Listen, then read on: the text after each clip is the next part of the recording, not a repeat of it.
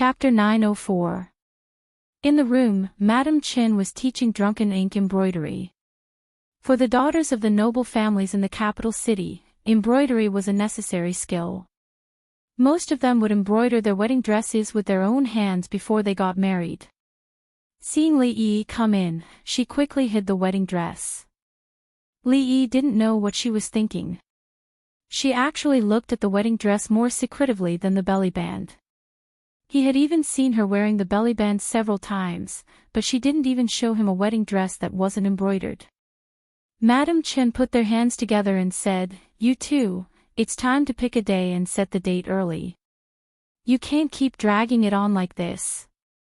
It's still early." Drunken Ink lowered her head and whispered. Li Yi glanced at her and said, "What do you mean it's still early?" "It's not early." Watching her break free from his hand and run out quickly, Li Yi shook his head helplessly. Although she usually looked very bold, after the two of them got closer, she became shy. Third Miss Chen looked at her running out with a smile. After a long time, she turned her head and sighed, saying, "You are still young and don't know the dangers of the court. A family can live in peace and harmony. Even if it's a little dull, it's much better than facing those deceitful battles every day." Li Yi lowered his head but didn't speak. No one liked to live in deceit and conspiracy all day long. Compared with this, wasn't it more interesting to play with the children, Rui, and the proud Lolita at home?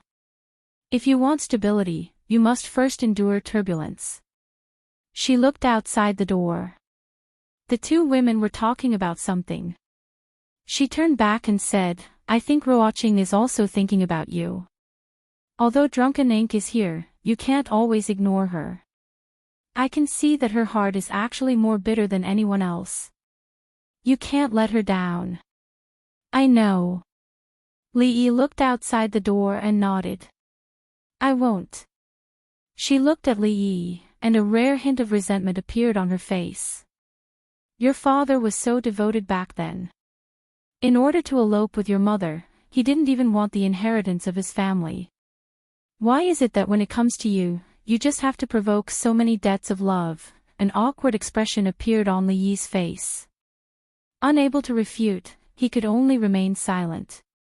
She patted the back of Li Yi's hand and said, "All right, it's your good fortune to be able to gain the favor of so many wonderful people. I only hope that in the future, you won't hurt anyone's heart." After saying that, he stood up and said with a smile, "When it comes to you, I can't help but talk too much. Accompany them well, I'm going back." Li Yi stood up at the same time and saw her out.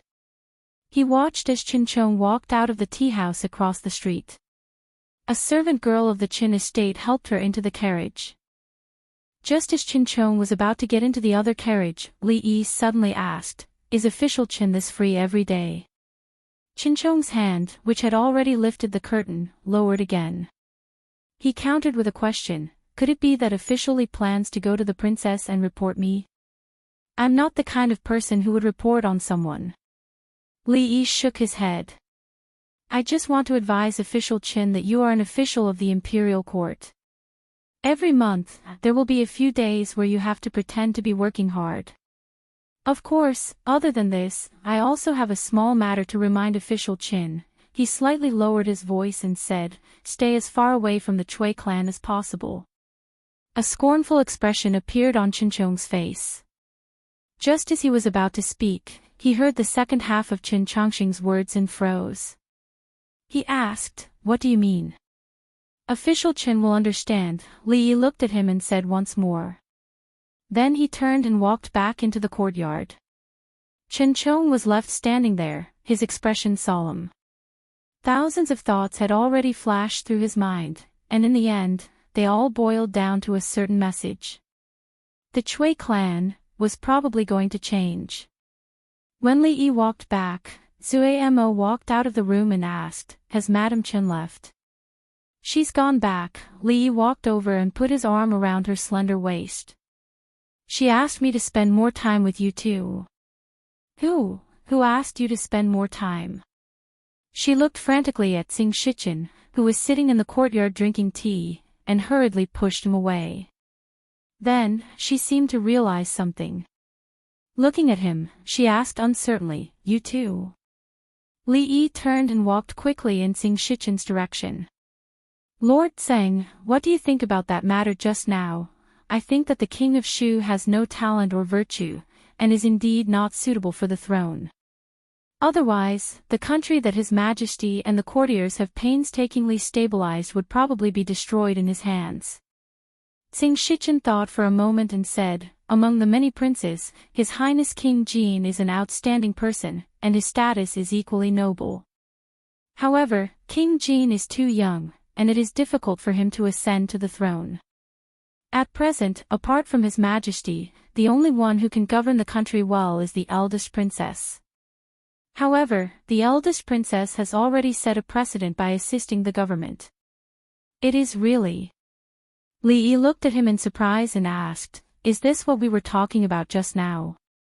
What Xing Shichen said was very reasonable. In fact, the more they talked about it, the more he felt how difficult it was to let Emingzu wear that uniform and experience the temptation of the dragon robe. Their original purpose was just to prevent this great country from falling into the hands of the king of Shu. Now, the king of Shu had been eliminated in advance. She did not want the old emperor to know about this, but she would never agree to let the Li family's country fall into the hands of others.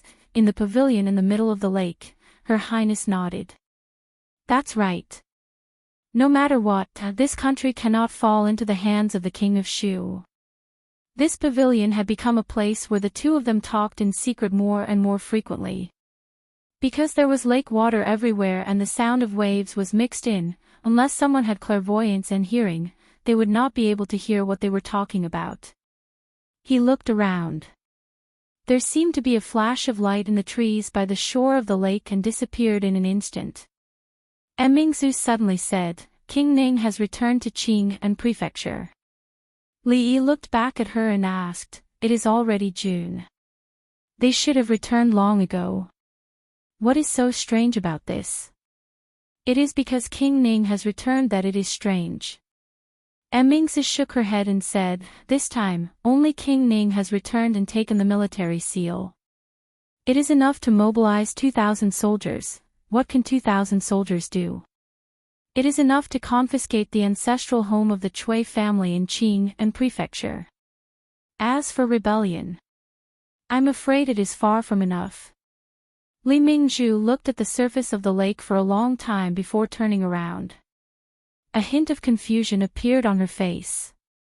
"I suspect that Fu Wang and Ning Wang Shu are hiding something from us, and from the court officials. I can't see it." In the low trees by the lake, Li Xian looked at the two people in the pavilion with their backs facing him and murmured helplessly. With great difficulty, he saw Emingzu turn around. He immediately became alert and tightened his grip on the binoculars in his hands. "I am pregnant with father, thou emperor, from the court officials." He frowned and murmured, "You spoke so fast, how can I hear you clearly?" A look of doubt surfaced on his face. What exactly was Mingzhu thinking?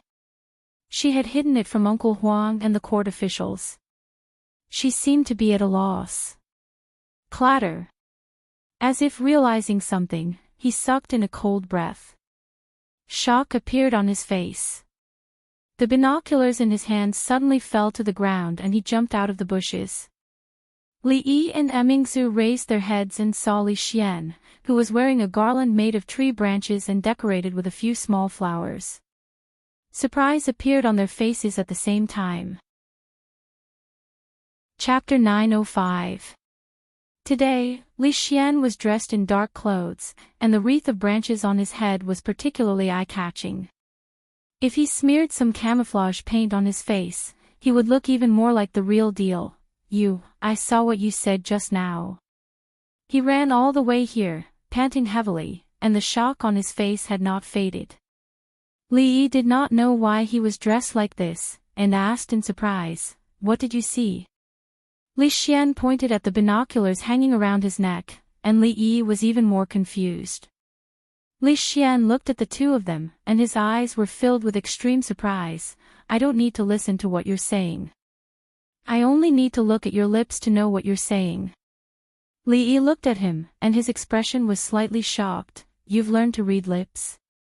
Without waiting for Li Xian to nod, he remembered that during this period of time, whenever the two of them spoke, he would always stare at his own lips. Could it be that he was really learning to read lips? Then he looked at the binoculars hanging around his neck. Could it be that the purpose of him learning to read lips was to peep and eavesdrop? This guy, what was going on in his mind? Li Yi's lips moved, and he asked in disbelief, Did you see what I said just now? It's useless even if you scold me. Li Xian's gaze swept back and forth between the two of them, and he said, I've already seen what you've said just now. Li Yi and Mingzhu looked at each other, and they both felt a headache coming on. The reason why the two of them chose this place was to avoid Li Xian.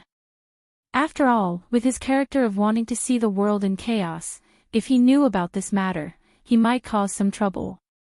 But no matter how careful they were, they never expected that he would purposely learn to read lips, and the binoculars hanging around his neck were probably high-quality products from the Academy of Science.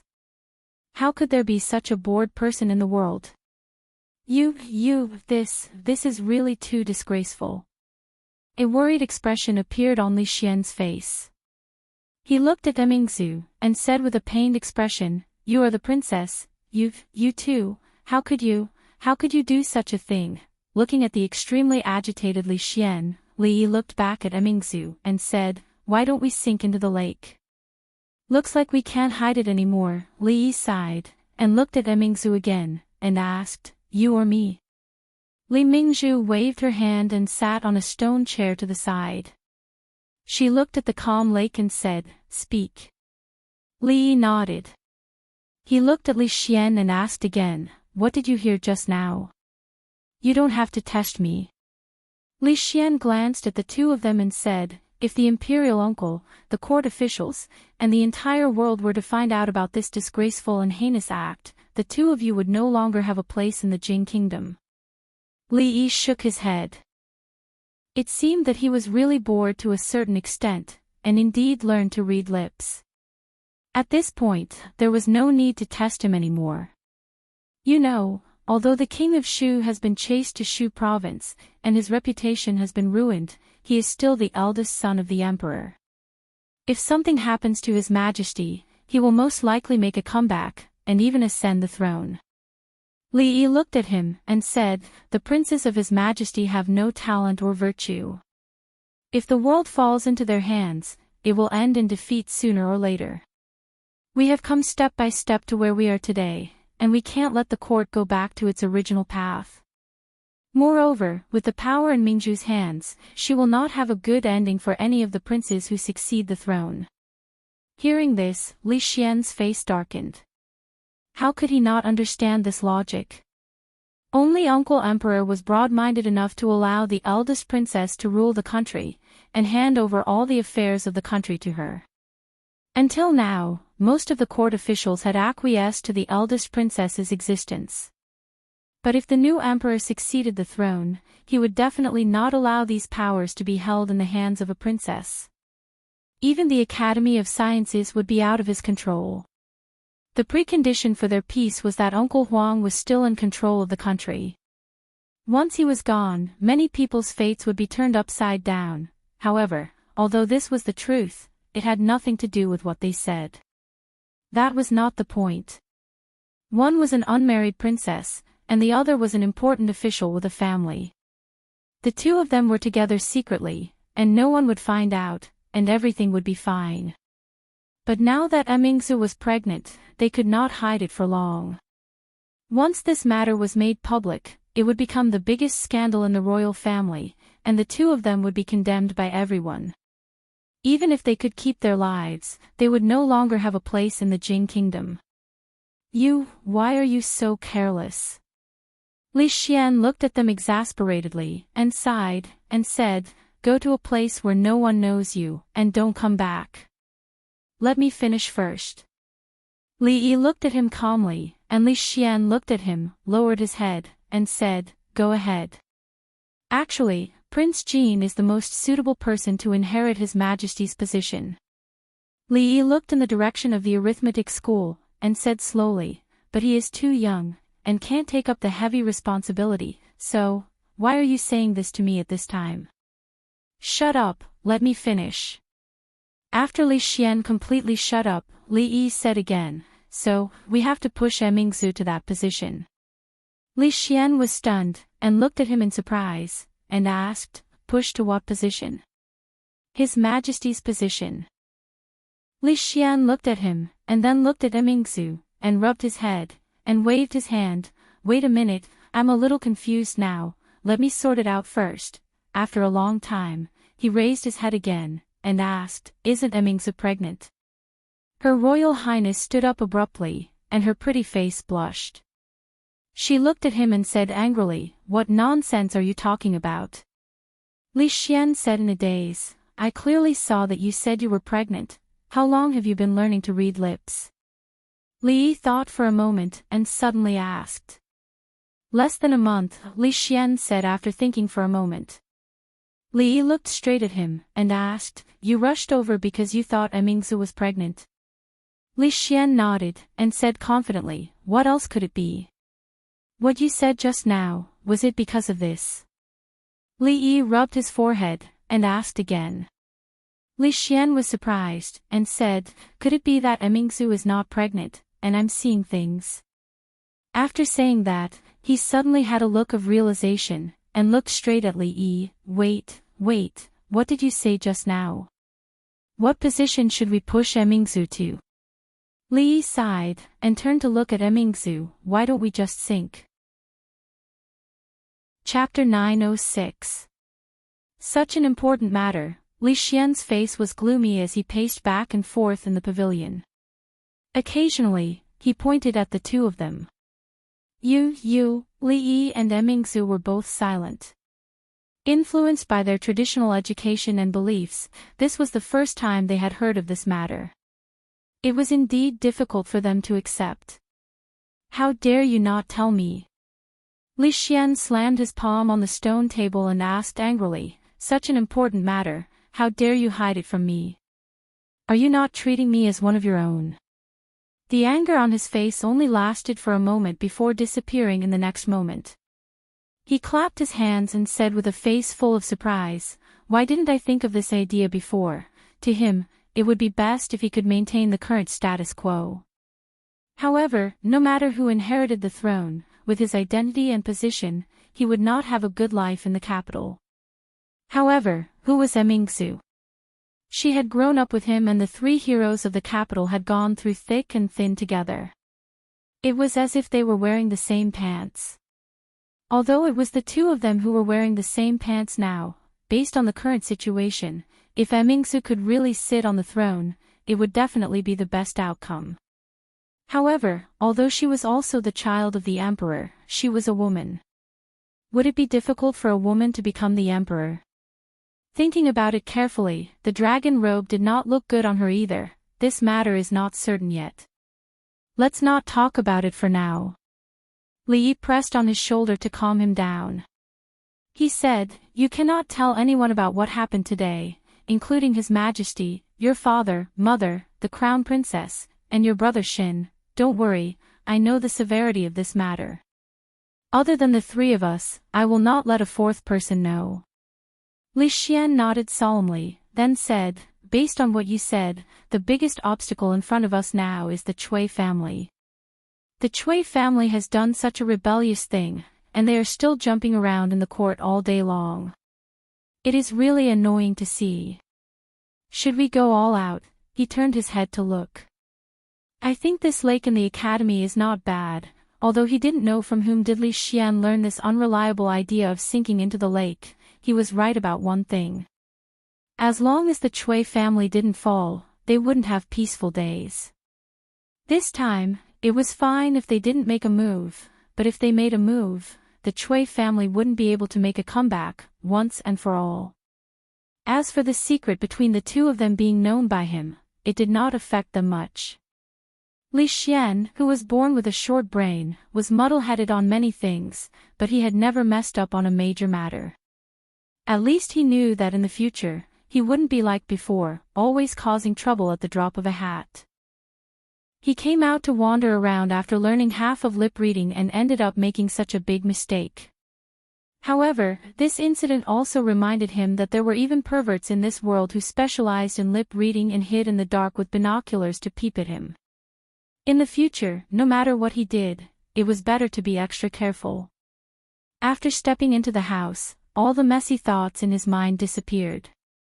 Wife, children, sister-in-law, and the little servant girl who was about to grow up and was gradually getting rid of the silly adorable. This was another small world, blocking all the things that were incompatible with the word home outside. Mississippi Lu was holding a piece of paper in her hand and saying something to Rui. It was probably because she encountered some words that she didn't know. Rui was the kind of person who could calm down no matter what she did. When the two sisters were young, they also did literacy and other things, but it was probably useless for Mississippi Lu. Li picked up a few pieces of paper that were messily placed on the table and looked at them. Most of them were about the Lu League. The Lu League had already formed a stable system.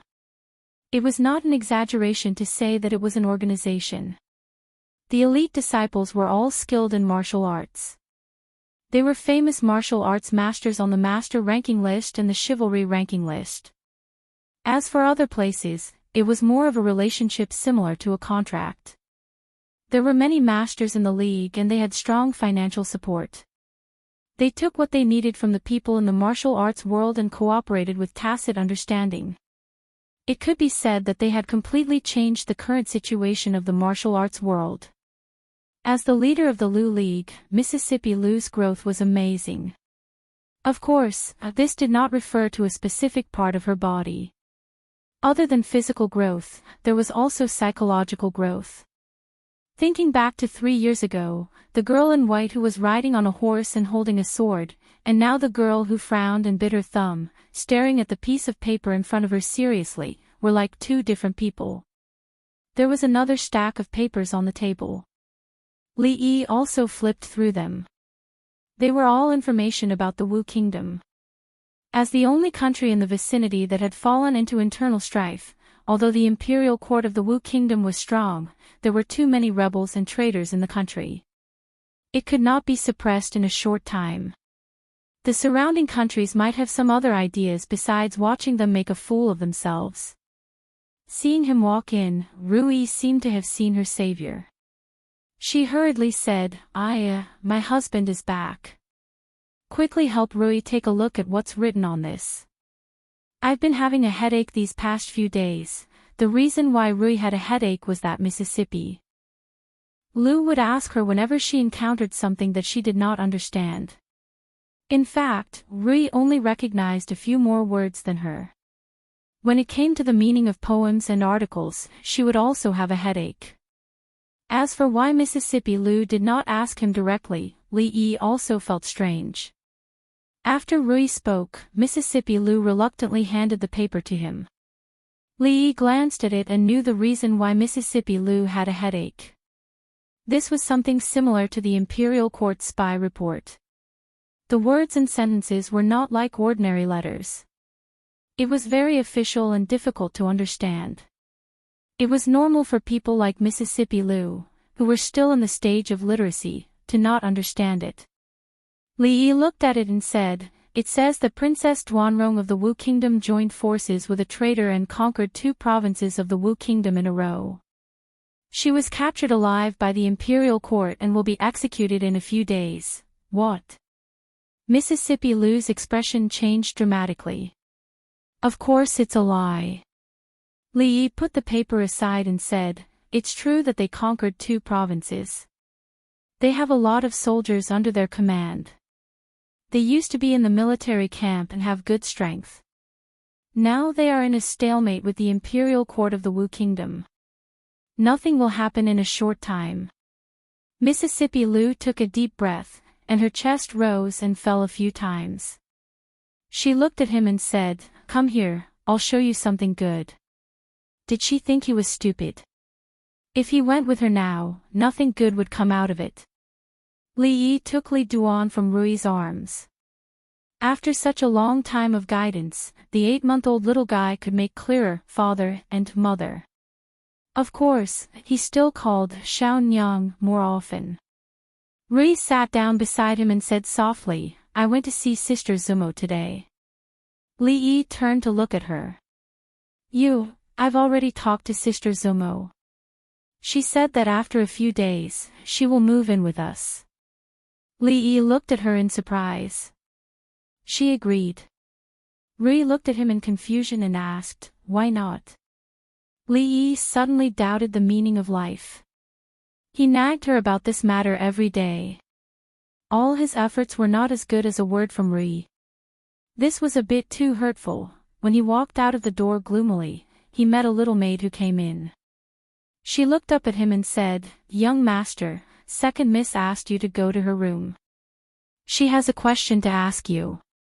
What question could he not ask just now? Why did he have to go to her room?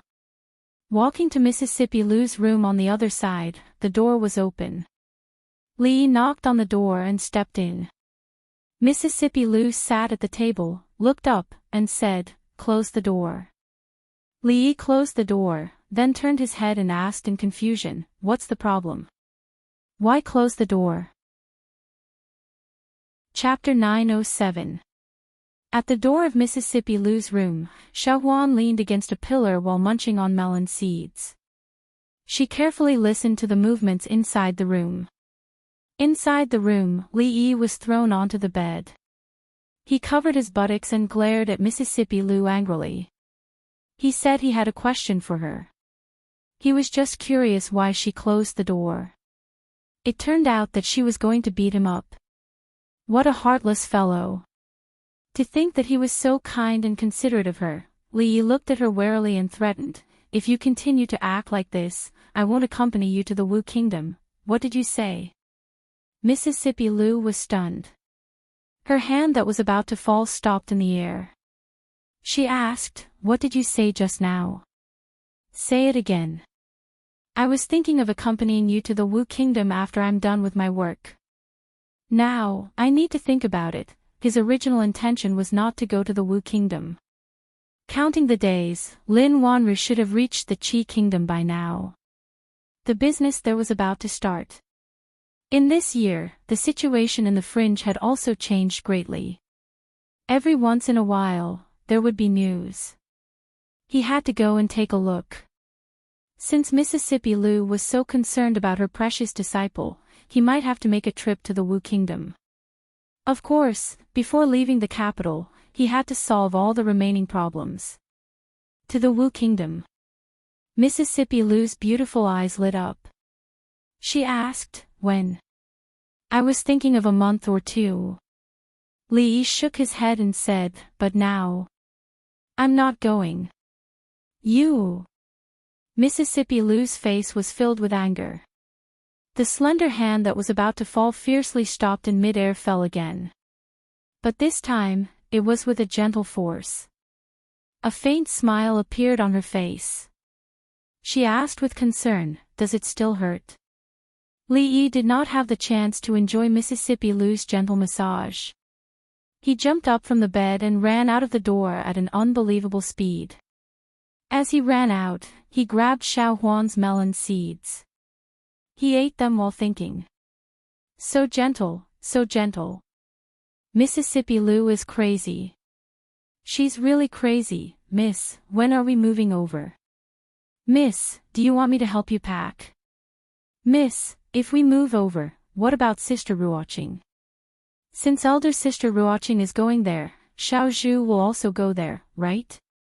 Xing Zumo, who was embroidering a wedding dress, raised her head and glanced at Xiao Chui, who was carrying a small bag and wandering in front of her for almost an hour. Xing Zumo lowered her head again and said, If you really can't wait, move over first. Anyway, there are other maids in the manor. Xiao Chui hurriedly put down the small bundle and came over with a smile. How could Xiao Chui understand Miss better than the other maids? Of course, I want to be with Miss. Goddess Luo Shui waved her hand and said, "Stay away from me, you're blocking the light." After chasing Xiao Chui away, he lowered his head and looked at a pattern on the wedding dress. He stared blankly for a long time before a vexed expression appeared on his face. "Oh no, I forgot what kind of needle technique to use on this piece." She put the wedding dress and the needle and thread aside and walked towards Ruoqing's room. She remembered that when she was teaching her yesterday, she had demonstrated the steps on another brocade handkerchief. During the day, there was usually no one in her room. Sometimes, there were too many things to do and she might not come back at night. She pushed open the door and very quickly found the brocade handkerchief on the table. She picked it up and looked at it for a while. Not long after, she remembered the steps and put the brocade handkerchief back. Just as she was about to leave, her footsteps suddenly stopped. She turned around and looked at the bed. On the bed, under the pillow, the corner of a book was exposed. She was startled.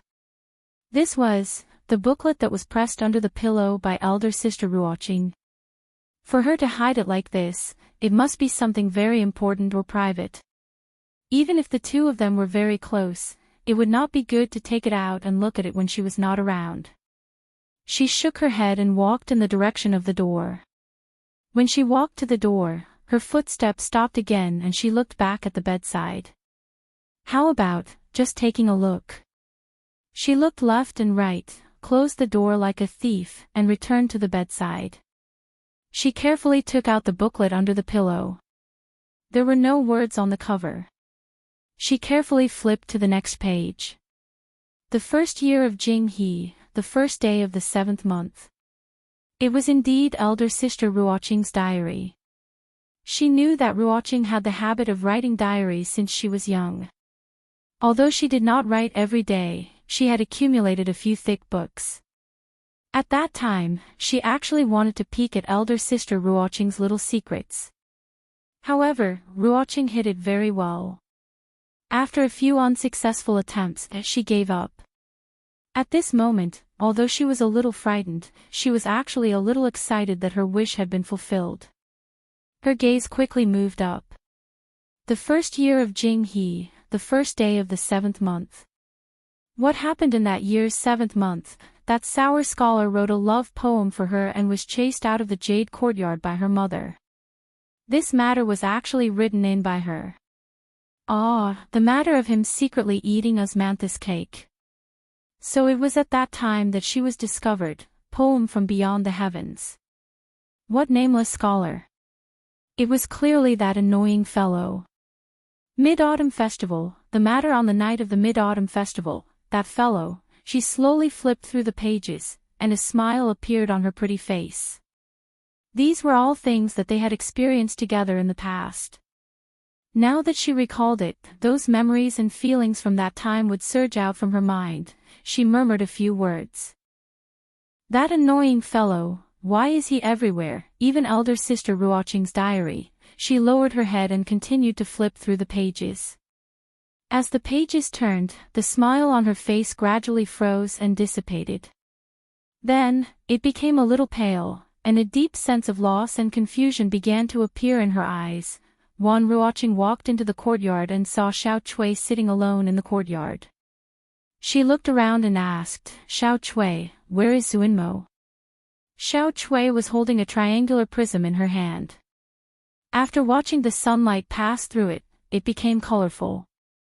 She was playing happily under the sun.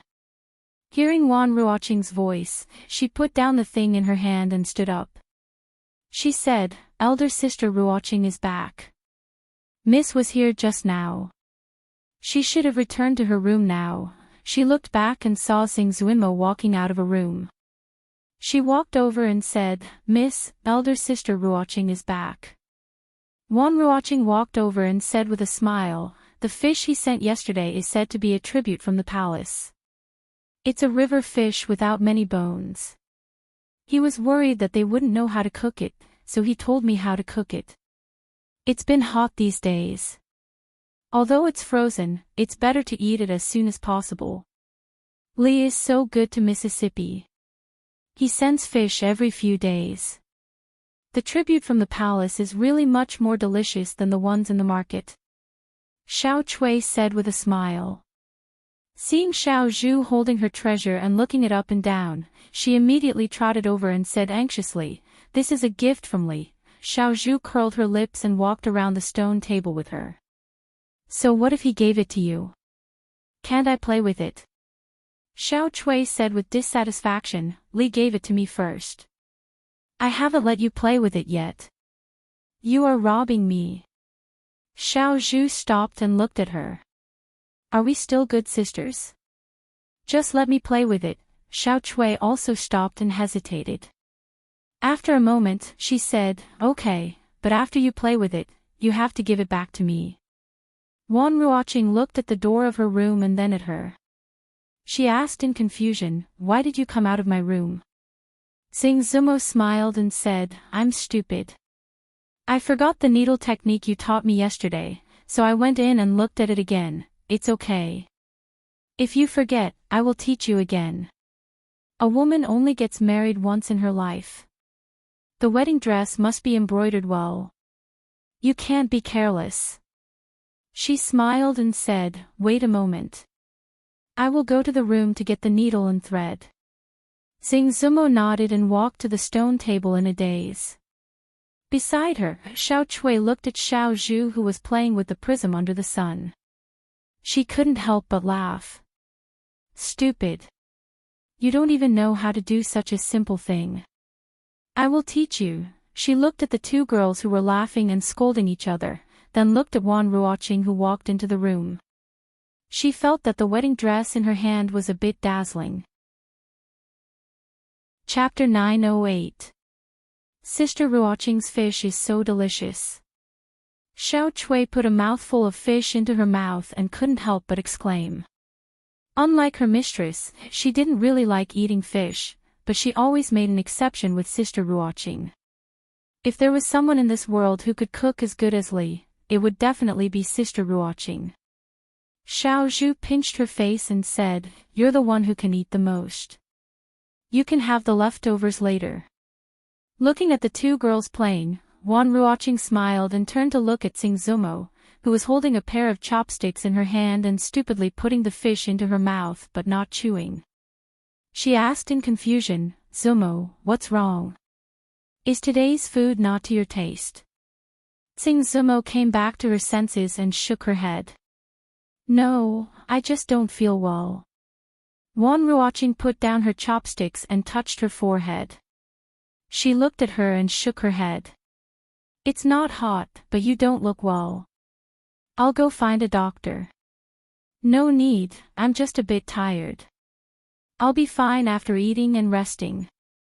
Xing Zumo shook her head again and said, "Sister Ruoqing, I'm moving over soon. You should come with us." Wan Ruoqing shook her head and smiled. "I won't be going. Xiao Zhu and I will move back to Willow Lane. We've lived there for a long time and are used to it." Xing Zumo lowered her head and was silent for a while. She suddenly asked, "If I take away something you like very much, what will Sister Ruoqing do?" Wan Ruoqing was surprised. "What thing?" She looked into Wan Ruoqing's eyes and said in a low voice, "There's something that Sister Ruoqing likes very much. It's something that is very important to you. We both like it very much, but you liked it first." Wan Ruoqing smiled and put a piece of fish in her bowl. "Take it if you like it. I don't have anything that I like very much or that's very important to me. What if it's that piece of paper with Immortal Magpie Bridge on it?" Wan Ruoqing paused in the middle of taking back her chopsticks. Soon, she smiled and nodded. "Sure, but I left it in the brothel. I'll bring it to you when I come back tonight." Under the dim candlelight, Wan Ruoqing spread out the yellowed paper. Some parts of the paper had already become tattered. She gently stroked the words on the paper with a faint smile on her face. She didn't know how much time had passed until the oil lamp lit up. She folded it again and walked out the door. She lowered her head and looked at the thing in her hand with some reluctance. Then she knocked on the door next door. The door opened very quickly, and Goddess Luo Shui walked out with sleepy eyes. She muttered, "Sister Ruoqing, it's already so late. Why aren't you sleeping?" Wan Ruoqing handed over the things in her hands. "This is for you." She rubbed her eyes, took it with both hands, and asked doubtfully, "What is it?" "The things you talked about during the day." She reached out to tidy up her messy hair and said, "It's late. Go back to sleep." Tsing Zumo pulled her arm. "I want you to talk to me." Before Wan Ruoqing could nod, she was dragged in and sat on the edge of the bed. Tsing Zumo hugged her arm and rested her head on her shoulder. She murmured, "I don't want to leave you, you're about to get married, but you're still so childish, Sister Ruoqing, I'm sorry." She suddenly raised her head and looked into Wan Ruoqing's eyes. "I stole your favorite thing." Wan Ruoqing shook her head and said, "It should have been yours in the first place." "What's mine is yours. What's mine is yours." After a moment of silence, Tsing Zumo suddenly smiled. She hugged her waist and said, "Hee, what I said today was all a lie. How could I steal something that my beloved sister Ruoqing likes? Don't you like my poetry book very much? I'll give it to you, huh?" Seeing her sudden change, Wan Ruoqing was dazed and looked at her with a confused expression. "What are you talking about?" She hugged Wan Ruoqing, and the two of them fell down together. "Sleep." Wan Ruoqing struggled to get up.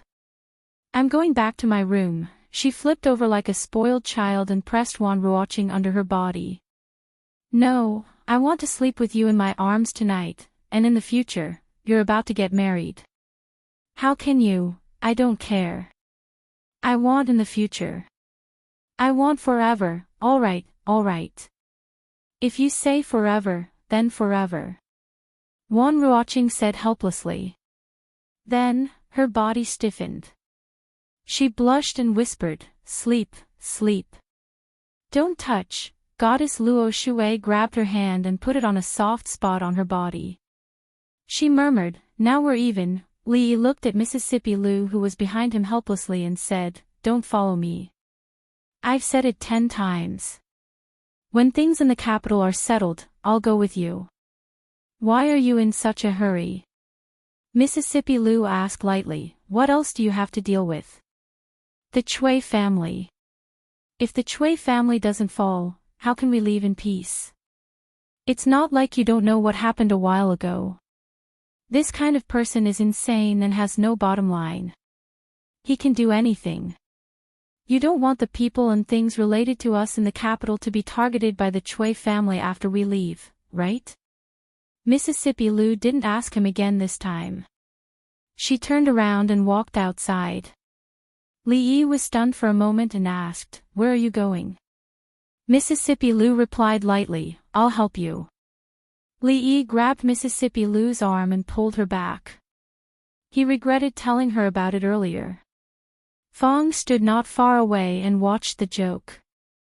Compared to Li Yi, who was having a headache, he was obviously in a much better mood. Recently, Fong could be said to be riding on the crest of success. When he spoke, his back was much straighter. Mrs. Fong and her sworn sister, Miss Xiao, had just come back from shopping. Fong was carrying a lot of bags of various sizes in his hands, but his face was full of bright smiles.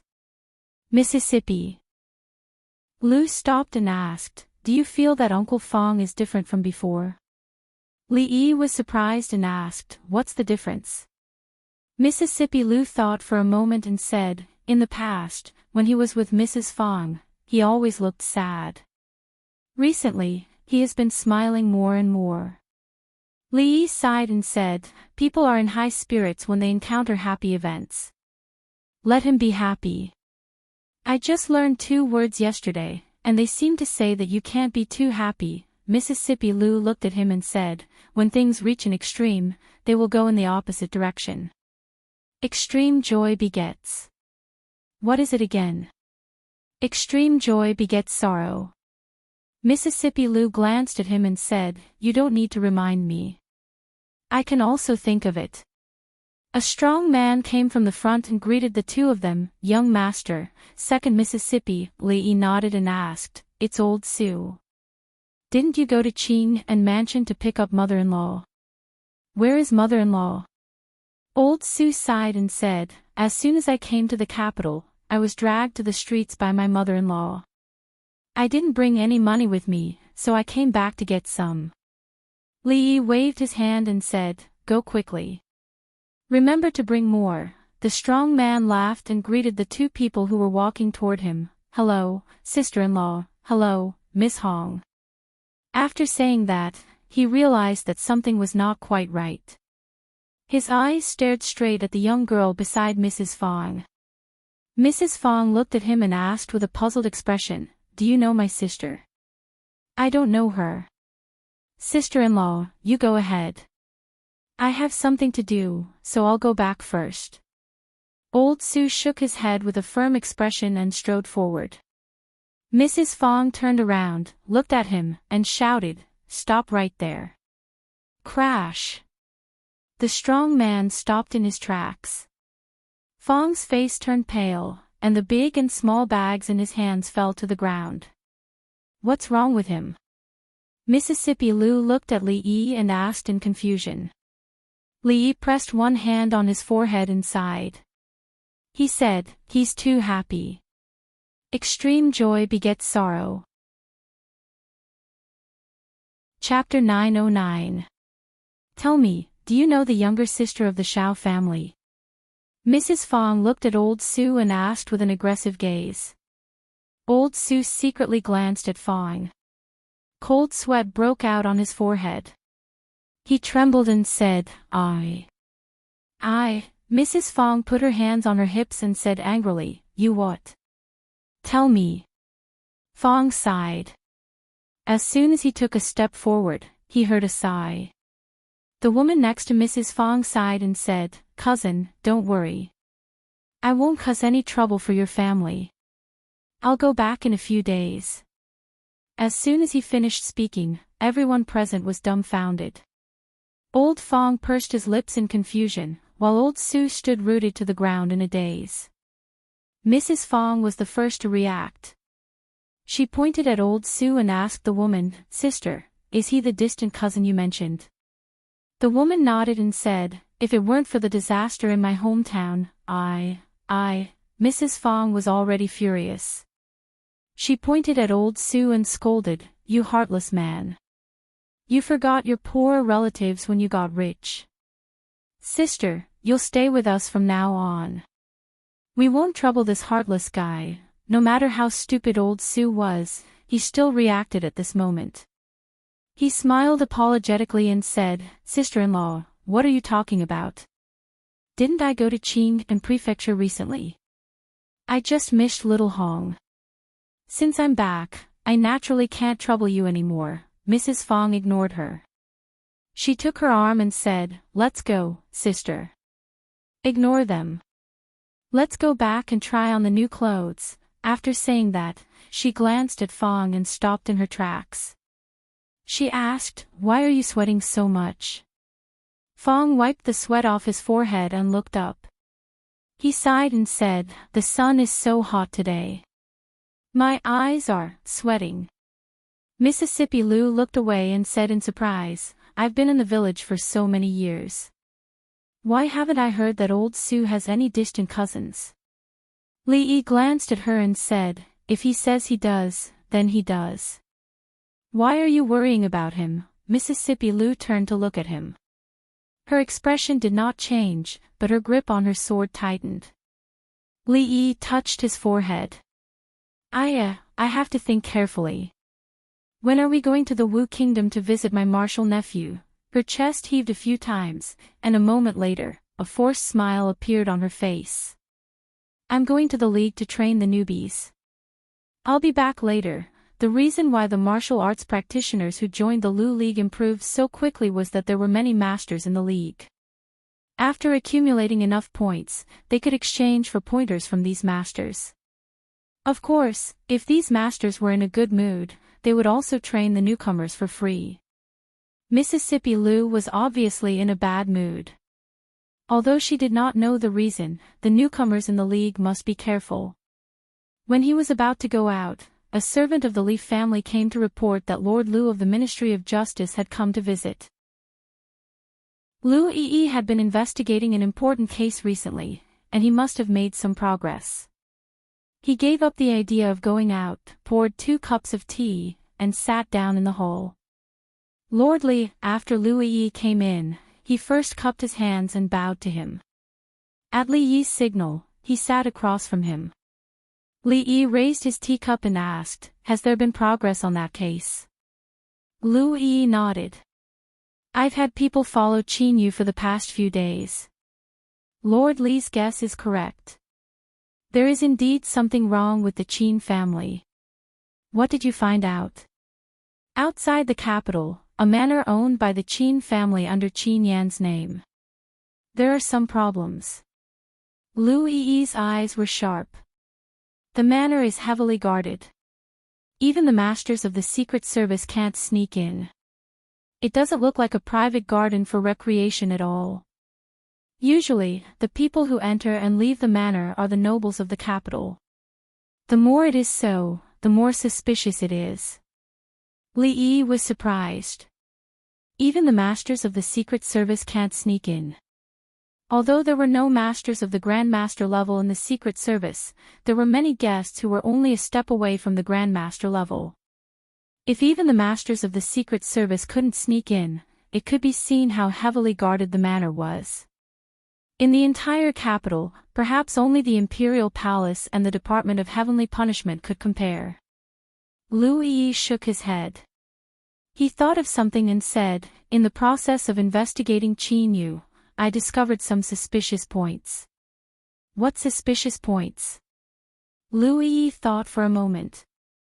"Lord Li, do you know that a few years ago, Qin Yu raped his own aunt and committed the crime of incest, causing the capital to denounce him?" Li Yi nodded.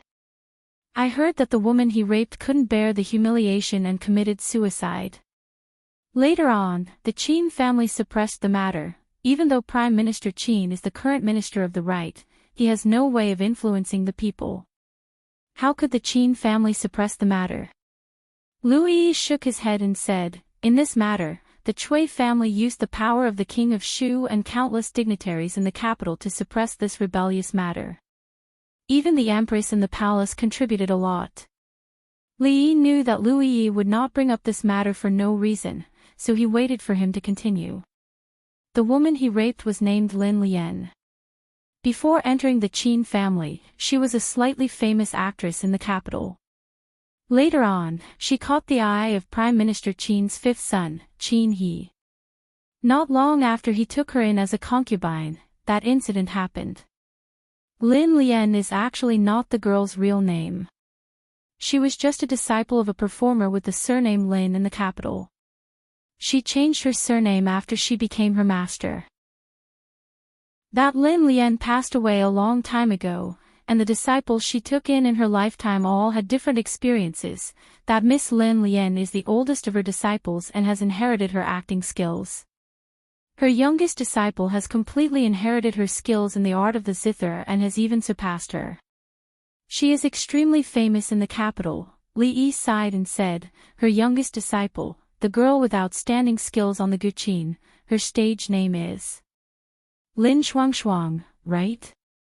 Liu Yi nodded and said, "Yes, it is the deceased Lin Shuangshuang. Lin Qin, who reported to the Ministry of Justice, is also their sister. The common people only know that Chu Ping killed Lin Shuangshuang, but they have overlooked one thing. Lin Shuangshuang was already seriously ill. Even without that incident, she only had a few months to live." Liu Yi shook his head and said, "This is not all suspicious. Official Zhang said that there was no such thing as a criminal. This matter was originally a trap set up by the Cui family for the Chu family. The Cui family bribed Lin Shuangshuang in advance, but their original intention was not to use Lin Shuangshuang's death to threaten the Chu family. That night, someone saw the 5th master of the Qin family, Qin He, in a restaurant across from the Fine Sound Pavilion drunk. Official Zhang once said that when there are too many coincidences, it is no longer a coincidence. Li Yi shook his head and said, so this was not a trap set up by the Chui family for the Chu family. Lu Yi looked at him and nodded. This was a trap set up by someone for the Chui family and the Chu family. If the Chu family is crippled, the Chui family will lose an arm. Lu Yi put down his teacup and said, although Prime Minister Qin has not had much contact with the Chui family in this past year, the relationship between the two families cannot be severed. If something happens to the Qin family, the Chui family will really lose an arm. He raised his head and muttered, this fifth Master Qin, what does he want to do? The Fong family. The wife of the Fong family and the girl walked into the house arm in arm. Fong came in carrying bags of various sizes. Close the door, the wife of the Fong family suddenly said. It's broad daylight, why close the door? Fong muttered. He put down the things in his hands and closed the door. The wife of the Fong family let go of the girl's hand and looked at the two of them. With a cold expression, she asked, when did you start? Chapter 9-10. Fong's face changed. He raised his head and opened his mouth, but he didn't say anything. When the woman heard this, her body trembled, and her face turned pale in an instant. She looked at Fong Lushi and said in panic, sister, don't. Fong Lushi waved her hand and said, don't call me that. I don't have a sister like you. Little Red's lips moved, but before she could say the next word, a mountain-like figure had already stood in front of her. Fong looked up at his wife and said in a low voice, it's all my idea. Blame me. Fong Lushi pointed her finger at him and said in a trembling voice, you really have an affair. Fong Lushi was stunned and looked at her in disbelief, you just tricked me. Well, you're really capable. Fong Lushi picked up the broom on the side and fiercely whipped him, you brought a fox spirit to our house, but you're still in the right, aren't you? Little Red's eyes were full of tears. She desperately stood in front of Fong and cried, sister, don't hit Fong Lushi. If you want to hit him, hit me. It's all my fault. I seduced him. Fong Liushi's broom didn't fall. She collapsed on the ground and cried, why is my life so bitter? I can't live like this anymore. Fong Liushi's face showed a painful expression. He scratched his hair hard and then loosened it powerlessly. Li Yi and Lu Yi walked out of the mansion. Lu Yi thought for a moment and said, after all, it's a serious matter. If we don't have enough evidence, we can't do anything. I'll ask them to keep an eye on it and try to get some useful clues. Don't bother. Li Yi waved to the sloppy old man not far away and said, Sue, I need your help with something. 10 drumsticks. The sloppy old man had recently understood that White Rabbit creamy candies was not a long-term solution. Under the influence of his second granduncle, he had a special liking for drumsticks. This was not the only thing he had learned from his second granduncle. Yesterday, he had even asked Li Yi to make him a rocking chair that was exactly the same as his second granduncle's. Li Yi nodded. Deal. It was just cooking once. Xiao Huan's body was still growing during this period of time. She should eat more good food to nourish herself. After 2 years, it would be difficult to nourish herself again. The sloppy old man glanced at Louis Chang. What are you waiting for? Let's go. Lu Yi looked at him. Li Yi waved his hand and said, if there's anything, tell Sue. You guys just have to wait for the news. Grandmasters could be said to be the pinnacle of martial artists. Ordinary martial artists could only be found but not sought after. Using them to gather information was definitely a waste of their talents. After sending them off, when he was about to walk back, he saw a figure squatting in the corner with his head buried between his knees. There was no sound at all. Li Yi looked around, walked over, and asked in confusion, what's wrong now? Didn't you make it clear just now? Fong raised his head and said in a hoarse voice, Xiao Hong is gone. Li Yi was stunned.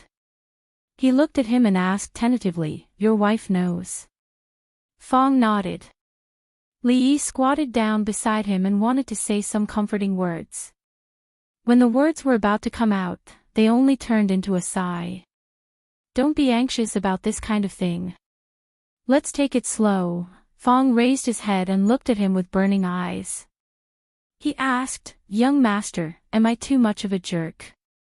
After that, he lowered his head and shook his head. "No, I shouldn't ask you this question." The problem that Fong encountered could only be solved by himself. No one else could help or intervene. Li Yi's own affairs were even more complicated. They needed to be done step by step and could not be rushed. "Beast, he's a beast." The sloppy old man came in from outside angrily. Li Yi was worried that he would get angry and tear down the house. He hurriedly stood up and asked, "What happened?" The sloppy old man was still angry. "That place is a devil's den.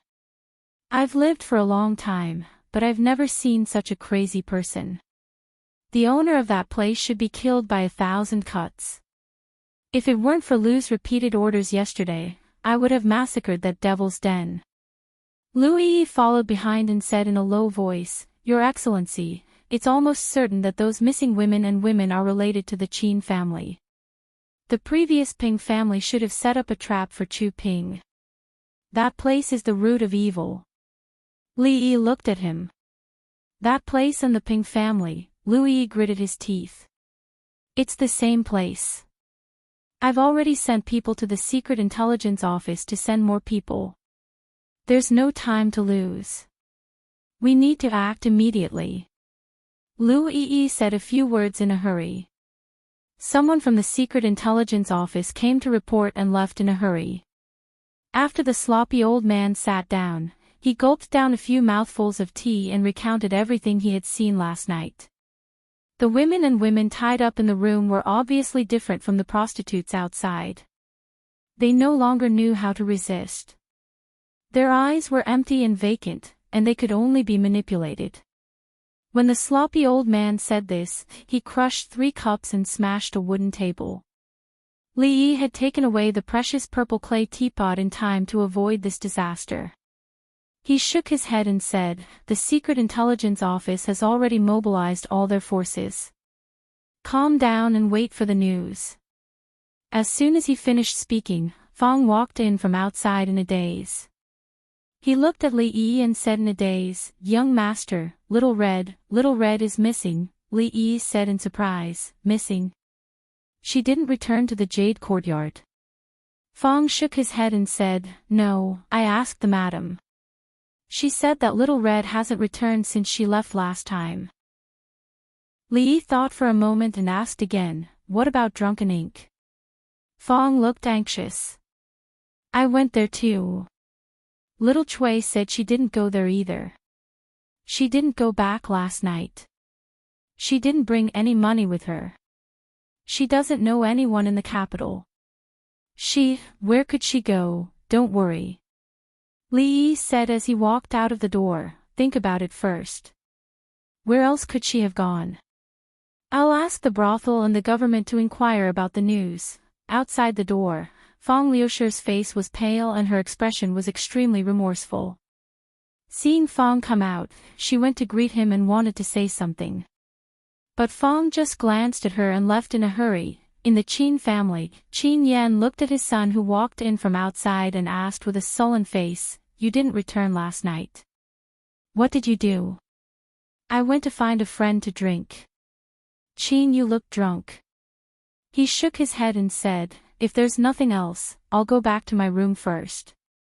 I'm sleepy, bastard, this bastard." Qin Yan looked at his swaying back and forth as he left. He waved his hand and shook his head helplessly.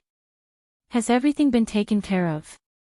Passing through a moon door, Qin Yu's drunkenness disappeared and he asked in a low voice. The person beside him immediately said, "Little Duke, don't worry. The person has been moved. This time, they'll definitely come empty-handed. A bunch of idiots." Qin Yu twitched the corner of his mouth and then a trace of coldness appeared on his face. He murmured, Li, County Marquis Li, Dr. Li. I'll see how long you can be proud for. The coldness flashed across his face and he asked again, that woman last night. The person nodded repeatedly. She's been sent to your room. Qing, you didn't speak again. He walked to the door and pushed it open. Seeing the empty room, his face instantly darkened. Where is she? Chapter 9:11. Little Red had disappeared. Not only had Li Yi made arrangements for the brothel, but he had also informed the county government and even the secret intelligence office. They had already acted quickly. All they could do now was wait. There was no news, but Lu Yi soon came. There's a traitor in the secret intelligence office. Lu Yi's face was as calm as still water. He said slowly, when we brought people there were no traces left. There were only a few servants of the Qin family, but they had something on them. After all, that was the house of an important official in the court. It's a bit troublesome. Li Yi looked at him and asked, You didn't find any clues at all? Lu Yi shook his head. One night is enough for them to move the people away. Other clues are not enough to be used as evidence. There are people watching the surroundings, and there are no suspicious people coming in or out. There should be a secret passage inside, but we have no reason to search it now. What about the traitor? Li Yi asked. He committed suicide. Lu Yi shook his head and said, That person has been in the secret intelligence office for nearly 20 years. When we found him, he bit the poison sac and didn't say a word. I see. Li Yi nodded and asked again, Do you know which family the carriages that go in and out usually belong to? There are records of them. Lu Yi replied, then raised his head and said, But sir, with just these, I'm afraid it's difficult to form evidence. Moreover, those people are all nobles in the capital, and their status is extraordinary. Li Yi waved his hand. These are enough. The secret intelligence office had a special status in the court, but it was still troublesome to encounter such things. Lu Yi would have a headache later. Breaking into a private house was not a big deal in other places, but this was the capital, and everything had to be done according to the law. Moreover, the court had changed the law not long ago against the opposition of countless nobles.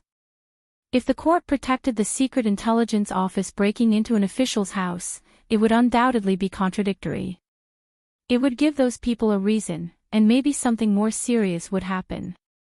To be honest, even Li Yi himself didn't expect that they could plant people in the secret intelligence office. He had to admit that he had underestimated the Cui family. This time, Lu Yi had returned without any results. They would definitely be more careful and even stop all actions. If they wanted to collect evidence through normal channels, it would be very difficult. Crack. In the end, Li Yi did not manage to keep the teapot. You didn't find him. The sloppy old man slammed his palm on the new table, causing it to shatter. The teapot on top of it also fell to the ground and broke into several pieces. Are they messing with me? The anger on the sloppy old man's face didn't last long. He quickly revealed a smile, stroked his beard, and muttered, Interesting, interesting. How many years has it been since I've encountered something so interesting? The smile on his face was like that of a benevolent elder, but the servant girl who came in to clean up the mess couldn't help but shiver. She felt her body was a little cold, and her hands moved a little faster. Cui family. Cui Qingming sighed and said, What a pity. In the past 20 years, there was only one spy left in the secret intelligence office. Now, there's no one left. Someone beside him comforted, Second brother, there's no need to sigh. As the saying goes, there's no gain without loss. Although we've lost that spy, the secret intelligence office recklessly intruded into an official's residence. This is not a small crime. The imperial court has reformed the law, and it can't be overturned. With Lu Yi around, the Ministry of Justice is almost unable to interfere. If we get rid of him, it will be much more convenient to do things in the future. Cui Qingming nodded and said, let them be prepared. This time, if we don't pull Lu Yi down completely, we won't rest. The Cui clan hated Lu Yi to the bone. At that time, it was precisely because of Lu Yi's meddling that caused all their arrangements and deployments towards the Chu clan to turn into ash. The Chu clan had fallen, and the Cui clan had lost an arm. If this matter were to implicate the Qin clan and those people, then they would really arrive at the end of their rope. At this point, they almost understood that it was unlikely for His Majesty to summon the King of Shu back. But if the status quo was maintained, it might not be a bad thing for them. Once His Majesty passed away, who was more suitable than the King of Shu in terms of identity and status when the position of the Eastern Palace was vacant? If it really came to that, it would be much easier for them to do things. Cui Qingming showed a sarcastic smile and said, I really want to see with my own eyes what expression County Marquis Li has now. Li Yi was naturally anxious, but it was not because of the Secret Intelligence Office. As long as he knew the facts, the evidence was not important. What he was worried about was that if something really happened to Little Red, Old Fong's family would be ruined. However, the brothel and the government were not omnipotent. Even if they were to find clues, it would take time. Instead of searching around like a headless fly, it was better to wait here. Some people of the Cui family were also anxious. Little Duke, I've asked the front and back doors, and no strange woman came in or out. That woman must be hiding somewhere in the mansion. If you look hard, you can definitely find her. Qin Yu glanced at him coldly and said, go and look for her. Go and look for her in every room in the mansion. The servant was stunned and asked again, go and look for her in every room. Prime Minister and the masters, Qin Yu kicked him and said, except for those few, don't let anyone go. In a remote and messy woodshed in Qin's mansion, a woman looked at the figure covered in a black cloak and said gratefully, thank you for saving me, my benefactor. Little Red, why are you here? A hoarse voice came from the black cloak, and it was not difficult to tell that it was a woman's voice. I was caught by them, the woman replied. Then she realized something and asked in shock, how do you know my name is Little Red? The person in the black cloak put down the hood of her cloak. It was an ordinary-looking woman, but there was a long scar on her face, which looked a little scary. The woman looked at her and said, I went down the mountain with Uncle Fong and saw you on the road. Little Red's expression was a little excited. She grabbed her sleeve and asked, you know Big Brother Fong? The woman with the long scar on her face did not answer this question. Instead, she looked at her and said, this place is very remote. They can't find this place. You hide here first. I'll think of a way to spread the news. As soon as she finished speaking, there was a sudden urgent knock on the door. The woman's expression changed. She hurriedly let Little Red hide in a large vat and threw her black cloak inside. She carried a bundle of firewood and walked to the door. She asked, who is it? The firewood is not ready yet. Wait a moment, a rough voice came from outside the door, open the door. The community sends warmth. Chapter 9:12. Hearing the voice outside, the woman with the scar on her face calmed down a bit and asked, Wu, Brother Wu. It's me, Xiao Mei. Open the door. There's not enough time. Wu Er's voice came from outside. Lu Mei opened the door and looked at the man outside. She asked in confusion, what's not enough time? There's not enough time to explain. Wu Er closed the door and said, hurry and call the girl out. Those people are coming. As soon as he finished speaking, the sound of messy footsteps could be heard. Lu Mei's expression changed greatly. Wu Er closed the door and grabbed her arm. He said in a low voice, let's go. I'll tell you in detail later. Search. A group of Qin family guards kicked open the door of the woodshed and searched inside and out. They also looked at the woodpile, water tanks, and other places where people could hide, but they didn't find anything. The leader waved his hand and said, "Search other places." Qin Manor, back residence. Wu-Er led the two of them through the narrow path between the rock garden and the wall. Lu Mei hesitated for a moment and finally couldn't help but ask, "Brother Wu, how did you know? Now is not the time to talk about this." Wu-Er quickly said, "They are searching the entire Qin Manor. It's not safe to hide there. I'll take you to a safe place." Xiao Hong followed and said in a weak voice, "Thank you, big brother." "No need to thank me." Wu-Er smiled and said, "If you want to thank someone, thank Fifth Lord. Otherwise, such a beautiful girl would have been defiled by that beast Qin Yu again." The three of them were in a deserted garden in the Qin family. The weeds were as tall as a person and they followed the narrow path between the rock garden. They didn't encounter anyone along the way. Somewhere, Wu-Er pushed open a small door. After the three of them walked in and closed it from the inside, he let out a sigh of relief and said with a smile, "Okay, we're safe now."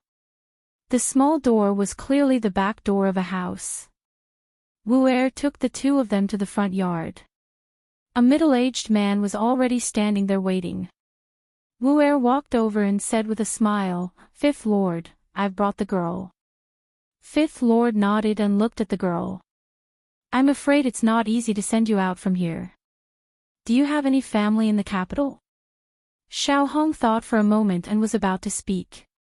She paused and said after a long time, "Just tell the Madam of Jade Courtyard that I'm here and she will know what to do." Fifth Lord shook his head and said, "If that's all, I'm afraid it won't work. Miss doesn't know where this place is. Open the door, open the door." Suddenly, the sound of knocking came from outside the courtyard. The knocking was so forceful that it seemed like the entire door was going to crack. Qin Clan's fifth master glanced at Wu-Er, who immediately understood. He walked over and whispered, "Follow me." The fifth master of the Qin family walked to the door and opened it. He asked, "Why did you use so much force?" Fifth Lord, the head guard, first casually greeted him and said, "A servant girl in the mansion ran away, and now the whole mansion is being searched. Of course, we are not suspecting Fifth Lord, but just doing a routine search." "Fifth Lord, you don't mind, right?" The fifth master of the Qin family waved his hand and said, "Go ahead. Be careful and don't break anything." They swaggered in. The fifth master of the Qin family stood in the yard and watched them rummaging in the yard. When they went back into the house, he hurriedly followed them and said, "Be careful. If you break anything, you can't afford to pay for it." They didn't dare to be too arrogant. After searching for a while, the leader knocked on a wall on the inside and pushed it hard. He asked, "There won't be a secret door here, right?" Fifth Master Qin smiled. "How could it be?" Unable to find anything here, the guard waved his hand. "Let's go to the next place." Fifth Master Qin followed them out. After closing the door, he walked back. He knocked on the wall that the guard had pushed 3 times, paused for a moment, and then hurriedly knocked 3 more times. A moment later, a heavy sound came from behind the wall, and the wall slowly turned to an angle. Wu-Er came out from behind the wall, wiped the sweat from his forehead, and complained, "Fifth Master, this wall really needs to be repaired. It's so hard to switch it on and off." Fifth Master Qin waved his hand and said, "Sit down and rest for a while." Wu-Er sat down at the table, picked up a teapot, and gulped down a mouthful of tea. Then he asked, "Fifth Master, we saved Miss Hong. What should we do now? It's impossible for us to send her out alone." Fifth Master Qin shook his head, looked at him, and said, "Go find this girl's family and report it to the authorities." "Ah." Wu-Er was stunned and said, "Report to the authorities. But Fifth Master, this is the Qin family. We should have a bottom line." Fifth Master Qin looked at him, shook his head, and said, "What's right is right, and what's wrong is wrong. This has nothing to do with whether I'm a member of the Qin family or not. Fifth Master, you. Wu Er stood up with a solemn expression. He bowed to him and said, "You're really a good person." "It's just for justice." Wu Er nodded and asked, "Which official should I report to? The capital magistrate or the capital governor?" Fifth Master Qin looked at him, smiled, and said, "Report whichever one you like. I believe you know what to do." Wu Er patted his chest and said, "Don't worry, Fifth Master. I won't let you down." Wu Er strode out. Fifth Master Qin looked at the two of them and said, "I'm afraid you'll have to suffer for a while." The two women thanked him repeatedly. Fifth Master Qin looked behind him and saw that the gambling wall was still tilted. He walked over and shook his head, saying, "This Wu Er is always careless and forgets to close it again." He stretched out a hand and closed the wall until it was seamless. Then he walked over, looked at the two women, smiled, and said, "It's still early. What do you want to drink, tea or something else? The county government or the prefecture government?" On a street somewhere in the capital, Wu Er looked up, murmured, and stepped into a mansion. He said to the guard at the door, "Find Lord Li, in the courtyard of the Li mansion." Fong Lucia looked at Fong with a regretful expression. "It's all my fault. If it weren't for me, she wouldn't have left." Fong squatted on the ground, sighed, and shook his head, saying, "It's not your fault. It's all my fault. I shouldn't have hidden it from you." Fong Lucia lowered her head and said, If she can come back, you can, do whatever you want." If he had heard this earlier, he would have been extremely excited, but at this moment, he couldn't bring himself to think about it at all. "Hey, Fong, long time no see." A figure came in from outside and looked at Fong. He first greeted him with a smile, and then asked, "Is Lord Li here?" Fong waved his hand and said in a hoarse voice, "Inside." Hearing the voice outside, Li Yi had already come out. When he saw Wu Er, he asked in surprise, "Why are you here?" "I'm here to report a case." Wu Er touched his head and said with a smile, "Qin, you took a girl back. Fifth Master and I secretly saved her. We couldn't send her out, so Fifth Master asked me to come out and report the case." "Took a girl?" "Yes." Wu Er nodded and said, "This time the evidence is conclusive. He can't run away. But we still have to go to the Jade Courtyard. The girl said that only the Madam of the Jade Courtyard can report the case." "The Madam of the Jade Courtyard." Fong's body trembled. He suddenly got up and ran over quickly. He grabbed Wu Er's arm and asked, "What's the name of the girl you mentioned?" Wu Er scratched his head. I think her name is Xiaohong." The tight string in Fong's heart finally loosened, and he slumped to the ground. When Fong Lucia hurried to help him, he seemed to remember something and asked, "What did you say just now?" "If Xiaohong can come back." Fong Lucia looked puzzled. "What did I say just now?" Chapter 9:13. Yesterday, the Secret Intelligence Division broke into an official's residence. Today, there were many impeachment memorials. This organization had always had a mixed reputation. At a critical moment, there was no lack of people hitting someone when they were down. The court was in turmoil. Even if there were clues, they couldn't break into the minister's residence again. After the capital's magistrate, Lu Dayo, received the report from the Madam of the Jade Courtyard, he considered the special nature of this case and asked the princess as quickly as possible. After receiving the order to search the Qin manor, he rushed over with the bailiffs of the county yamen. Among the many bailiffs, the person leading them was a burly man. His face was filled with anxiety as he urged the bailiffs to hurry up. Li Manor. Wu Er scratched his head and said to Li Yi, "My lord, if there's nothing else, I'll be going back first." Li Yi thought for a moment, looked at him and asked, "How did Qin he know that Qin you captured a girl and brought her into the manor?" "I don't know either." Wu-Er shook his head and said, Fifth Lord only told me to save Xiaomei and that girl. I don't know how Fifth Lord found out about this. Li thought for a moment and said, I'm afraid he already knows about you. You don't need to go back. Haven't you always wanted to go to the Lumeng? You can go there now. Wu-Er smiled and said, There's no hurry. I still want to go back. Maybe I can be of some use. Li hesitated for a moment and nodded. Next, there may be some unrest in the Qin family. Be careful. I know. Wu-Er nodded. I'll be going back first. In front of the Qin manor. Lu Dio politely bowed to Qin Yan and said, This is an important matter. This official has already asked the princess. Please cooperate, Milord Qin. Qin Yan's expression was unsightly as he questioned, Yesterday, the Secret Intelligence Division barged into the Qin residence, but Lord Lu actually brought bailiffs here today to arrest people. What kind of place do you think the Qin residence is? Is it a place that you can enter and search as you please? The expression on Lu Dio's face was very polite.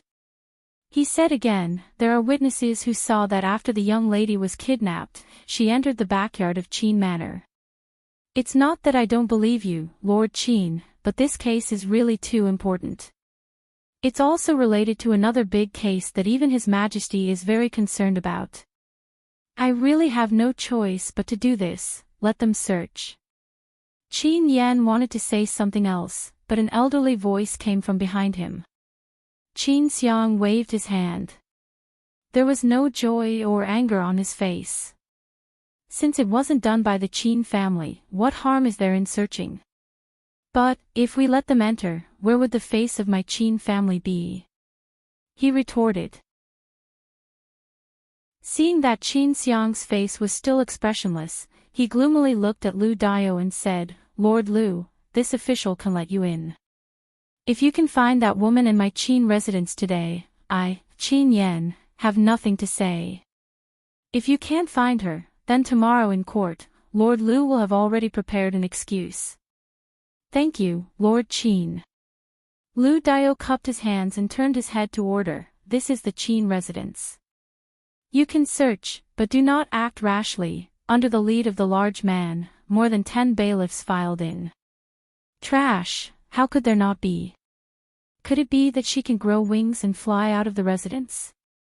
Qin Yu's face was gloomy as he coldly asked. A Qin family servant shivered and said, Little High Duke, other than the Prime Minister's room, we've already searched the entire Qin residence, inside and out. We really haven't found that woman. It's possible that she really has escaped. Escaped? What do you think this Qin residence is? Qin Yu suddenly threw the teacup over.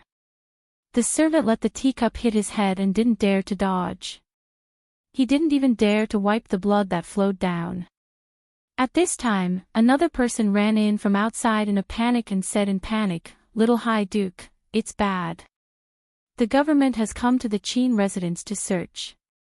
They said that we've captured a woman. Qin Yu coldly glanced at that person. When you captured her yesterday, did someone see you? That person's expression changed. No. Qin Yu thought for a moment, waved his hand, and said, If they want to search, then let them search. The Qin family servant raised his head and asked carefully, Little High Duke, what if they really find her? Qin Yu looked at him coldly. If they really find her, I'll chop you up and feed you to the dogs.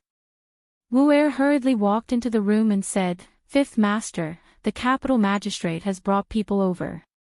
Fifth Master Qin glanced at him and asked, Why are you back?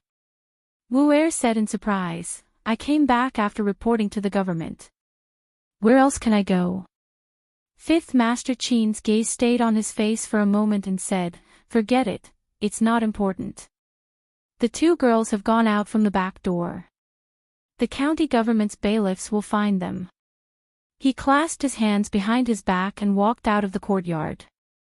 Wu-Er asked in surprise, Fifth Master, where are you going? Going out for a walk.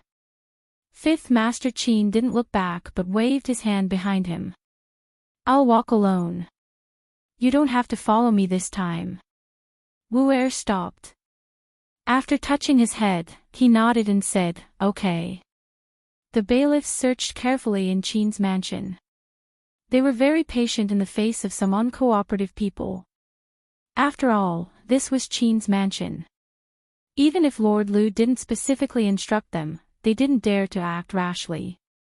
However, many servants of Qin's mansion looked at them from a distance, pointing at the group of people and talking. Wu Er walked over leisurely with his hands behind his back. He pointed at the bailiffs and said, "This is the yard of the second master. How can there be people hiding here? Be careful. Don't break anything. You can't afford to pay for it." The leading man's face darkened. He pointed in a direction and said, "Go over there and find them." Over there. That's the residence of the third master. The third master is a fifth-level official in the imperial court. He's very honest. It's impossible for him to hide people. Go over there, that's the residence of the servants. You can go if you want. Anyway, I don't think it's a good place to hide people. The leading man looked back at him and asked, "Then where do you think it's a good place to hide people?" Wu Er shook his head and glanced in a certain direction. "Then how do I know?" The leading man pointed at that place and asked, "What's that place?" "That place." Wu Er glanced at it and shook his head. "I don't know." After saying that, he walked away leisurely. The leading man suddenly waved his hand and pointed in that direction. Search. In a deserted garden in the backyard of Qin's mansion, the bailiffs found two women behind a rockery. When one of the women saw the man dressed as a bailiff, her face lit up with joy. She took 2 quick steps forward and then stopped.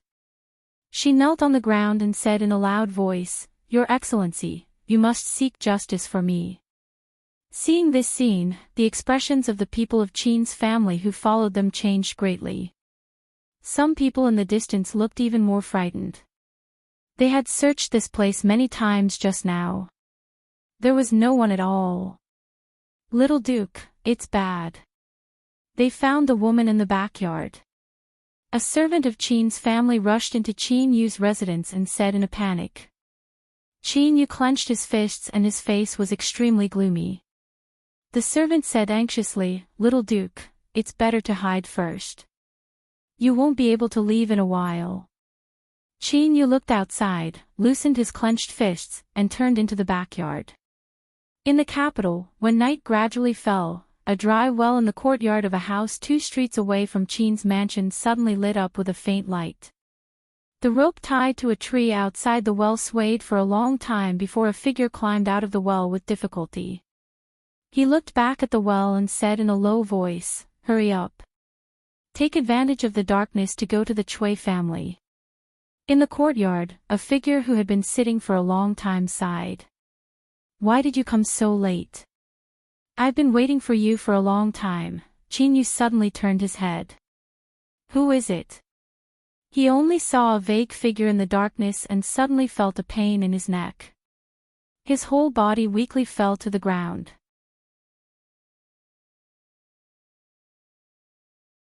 Chapter 9:14. Qin Manor. All of the Qin family's servants temporarily stopped what they were doing. They were absent-minded and would occasionally look in a certain direction in the manor.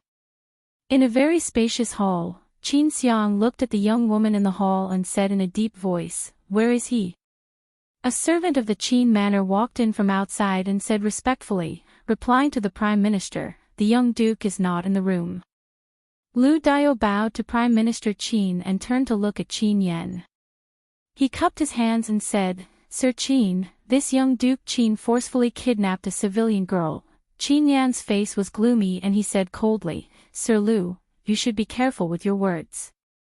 Although our court does not use words to convict people, before the matter is clear, it is best not to speak carelessly."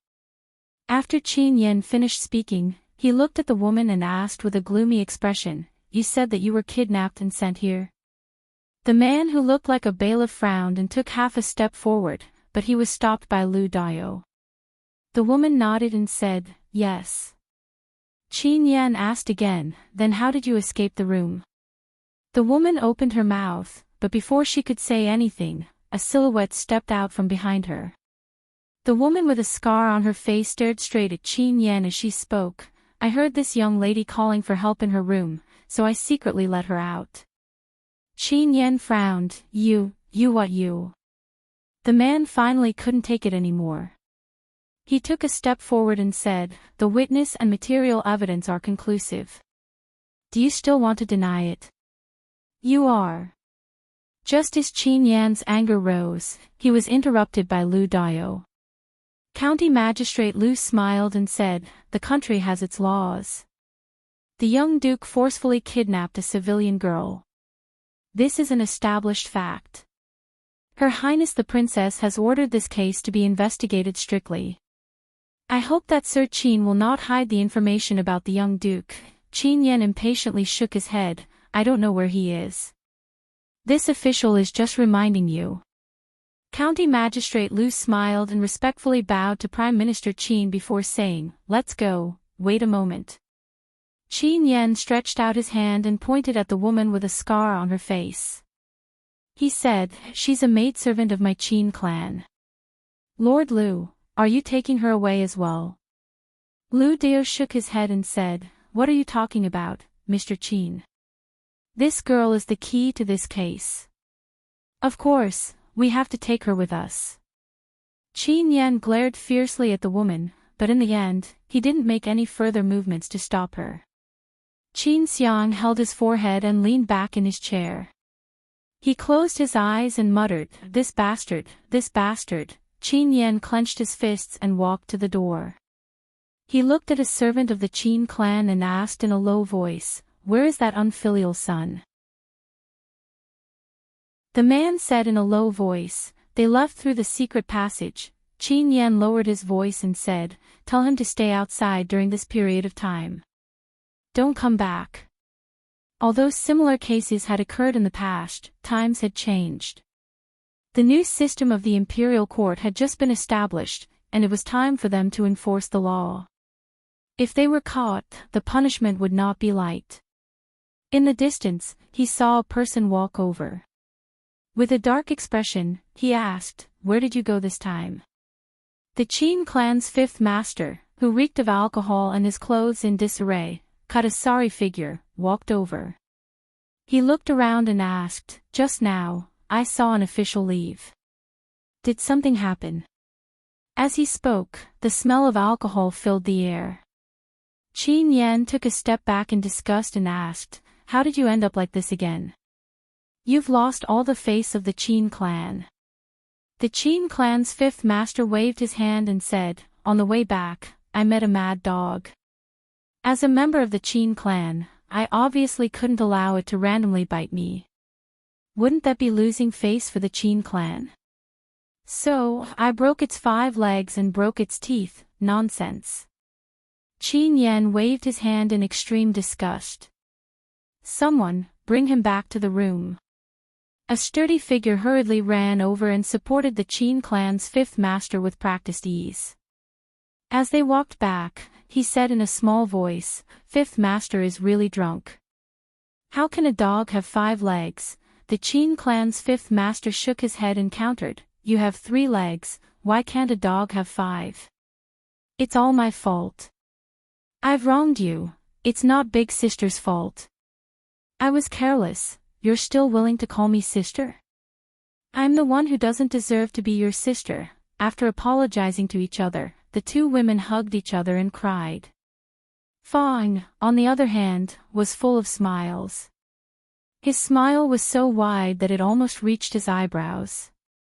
Li looked at the back corner. The lady who had not raised her head since she walked in, pulled Xiao Huan's sleeve, signaling to her. The servant girl immediately understood. She slowly walked over and looked at the woman with a scar on her face. She pulled the woman's hand and whispered, "Sister Lu Mei, come in. The eldest miss and the second miss are inside, son-in-law, of course I know this." Fong patted his chest and said, even though Lu Lao San is not a good person, I am indebted to Xiao Mei. In the future, I will treat her as my daughter. Li Yi shook his head and said, you treat her as your daughter. She treats Xiao Hong as her sister. You treat Xiao Hong as, you are the one who is not a good person. Fong ran away with a red face. Lu Dio walked over and shook his head, saying, Master Li, Qin Yu ran away. I'm afraid it won't be easy to catch him.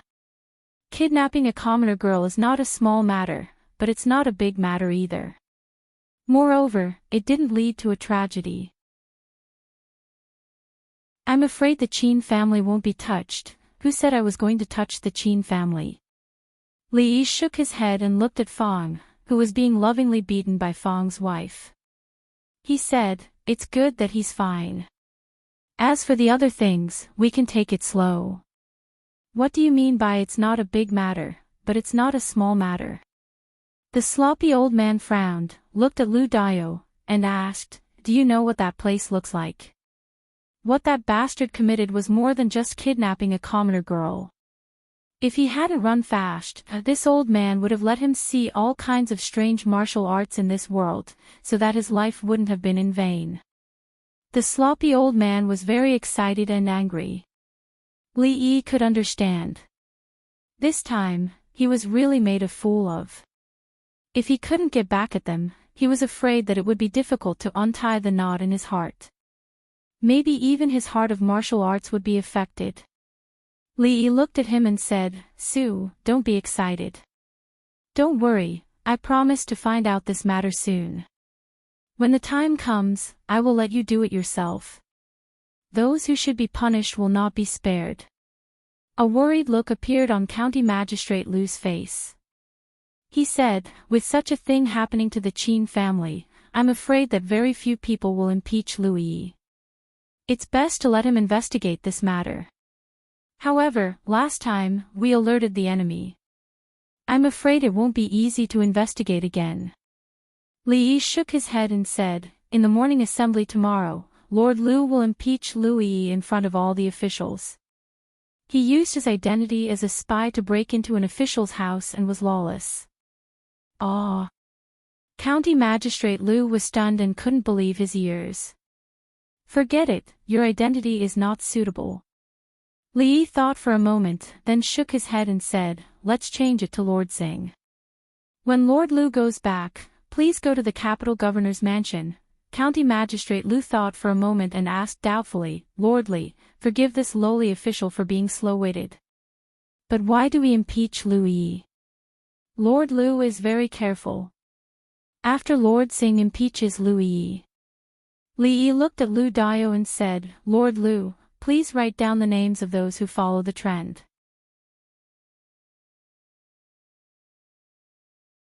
Chapter 9:15. Lu Dio gazed at Li Yi in a daze for a long time. Only then did he raise his hands in a somewhat ashamed gesture and say, Sir is wise. The actions of the county government were completely unconcealed. The matter of the Duke of Qin forcefully abducting a woman and fleeing to escape punishment quickly spread throughout Jingdou. This was not the first time the Duke had done such a despicable thing. He had done many more shameless things before, but by relying on his powerful background, he was able to settle them all. However, that was then and this was now. Recently, it was a special time. Let alone the Duke, even if it was a prince committing a crime, it had to be tried according to the rules. Otherwise, the court, which had just reformed the law, would be slapping itself in the face.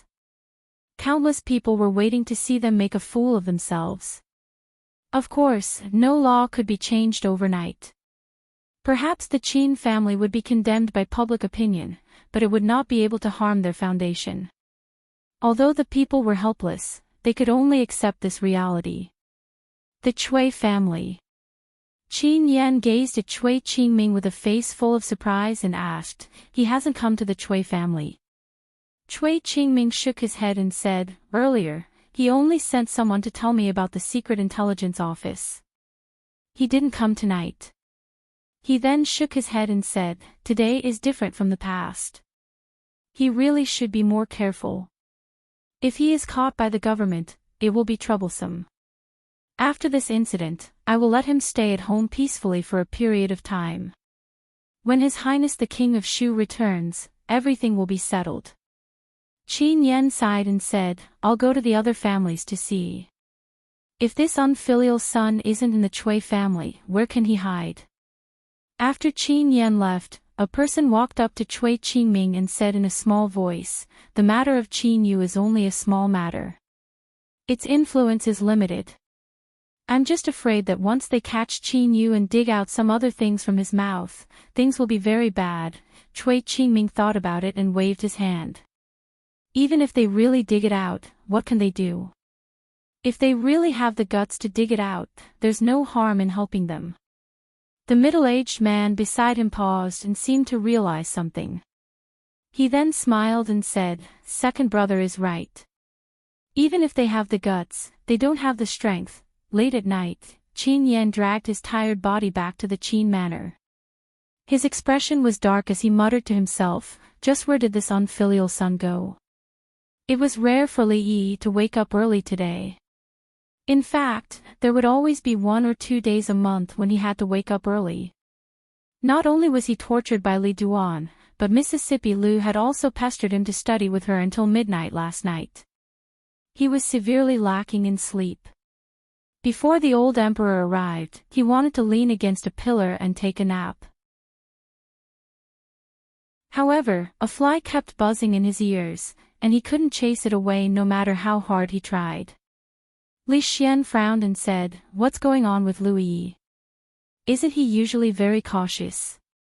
Why is he so reckless this time? When I came over just now, I heard a lot of people talking about him in front of His Majesty. Li Yi struggled to open his eyes and said weakly, Fine. Don't talk. The court is about to begin.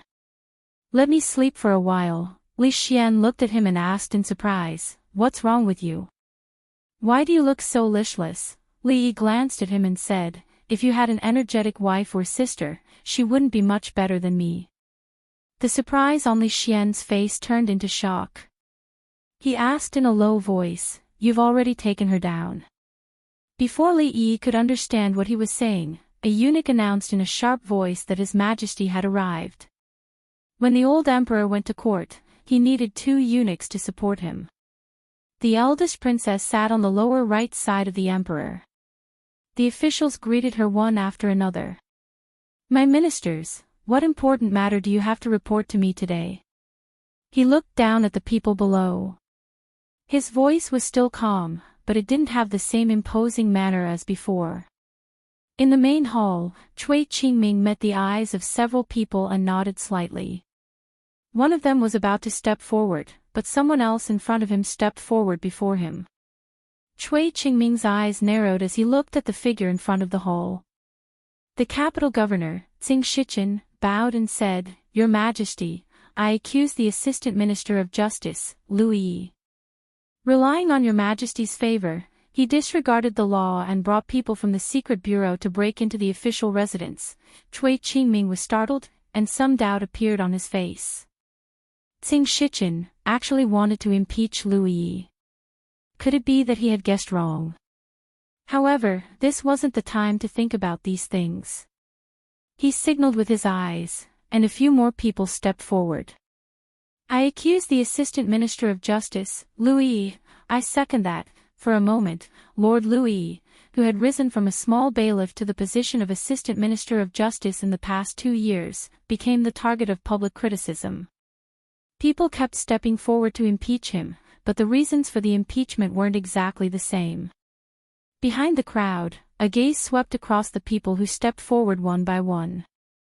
It swept back and forth a few times before he took out a brush from his sleeve and began to write on the ceremonial tablet. The people stepped forward one by one in an orderly manner. At some point, a white-haired old man stepped forward. It's Lord Zhao. Even Lord Zhao can't stand the actions of the Secret Intelligence Bureau. Although the old man's official position wasn't prominent, he was known for his knowledge and had many students. Of course, the most important thing was that he was old enough to speak freely in the court. I accuse the Women's College of misleading the students. They actually spread the fallacy that parents with single eyelids cannot have children with double eyelids. This is completely unsubstantiated. Lord Zhao's words confused all the court officials in the hall. Wasn't everyone criticizing Lu Yi just now? The atmosphere was unprecedentedly high. If they put in more effort, they might be able to pull him down from the position of Assistant Minister of Justice. Had Lord Zhao gone senile? Why did he run out at this time to join in the fun? The court officials didn't care. The ceremonial tablet in the hands of the capital magistrate Lu Dao fell to the ground, and he hurriedly picked it up. Li Xian's mouth was wide open, and his face was full of horror. Li Yi opened his eyes, and he was no longer sleepy. In the main hall, there was no expression on Emperor Jing's face. Below him, the eldest princess, who had always been as still as a mountain, had the beads hanging from the phoenix crown on her head shake. Lord Zhao's interruption was very untimely. It was very likely that he would change the topic and cause His Majesty to overlook Lu Yi's crimes. Some people began to suspect that Lord Zhao, who had always taken a clear stand, had gone senile or had betrayed them. But at the moment, this was not important. Soon, someone stood up and continued the previous topic. He bowed and said, "Your Majesty, in the past 2 years, the Secret Bureau has relied on Your Majesty's favor and has become more and more lawless. If we don't control it, I'm afraid it will be detrimental to the court." Everyone ignored Lord Zhao and brought the topic back. Lord Zhao originally wanted to say something, but after hearing a few whispers from the people beside him, he had no choice but to give up. So many people in the court had stood up one after another. Even the emperor couldn't ignore the opinions of so many people. Emperor Jing stood up from the dragon throne and said, "Since there are so many people impeaching, the assistant minister of the Ministry of Justice, Lu Yi, will temporarily suspend the matters at hand. The matter of the Secret Bureau breaking into the official residence will be handed over to the Supreme Court for trial." After dealing with the Secret Bureau case, the court officials didn't have many important things to report. After the eunuch announced the dismissal of the court, Li Yi felt relieved and slowly walked outside with Li Xian. County Marquis Li, Crown Prince. A eunuch quickly walked over from behind and said, "His Majesty has summoned you. Please move to the Hall of Diligent Government."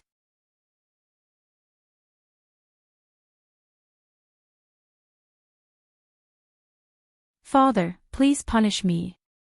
Emperor Jing waved his hand and said, "The affairs of the imperial court were forced upon you by me.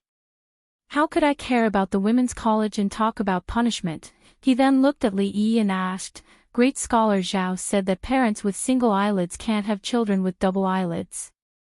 Is that true?" "Your Majesty," Great scholar Zhao said. Emperor Jing looked at him and suddenly turned back and said, "I am very interested in this matter. Changde, let the Secret Intelligence Office find 100 couples with single eyelids and see whether their children have single eyelids or double eyelids."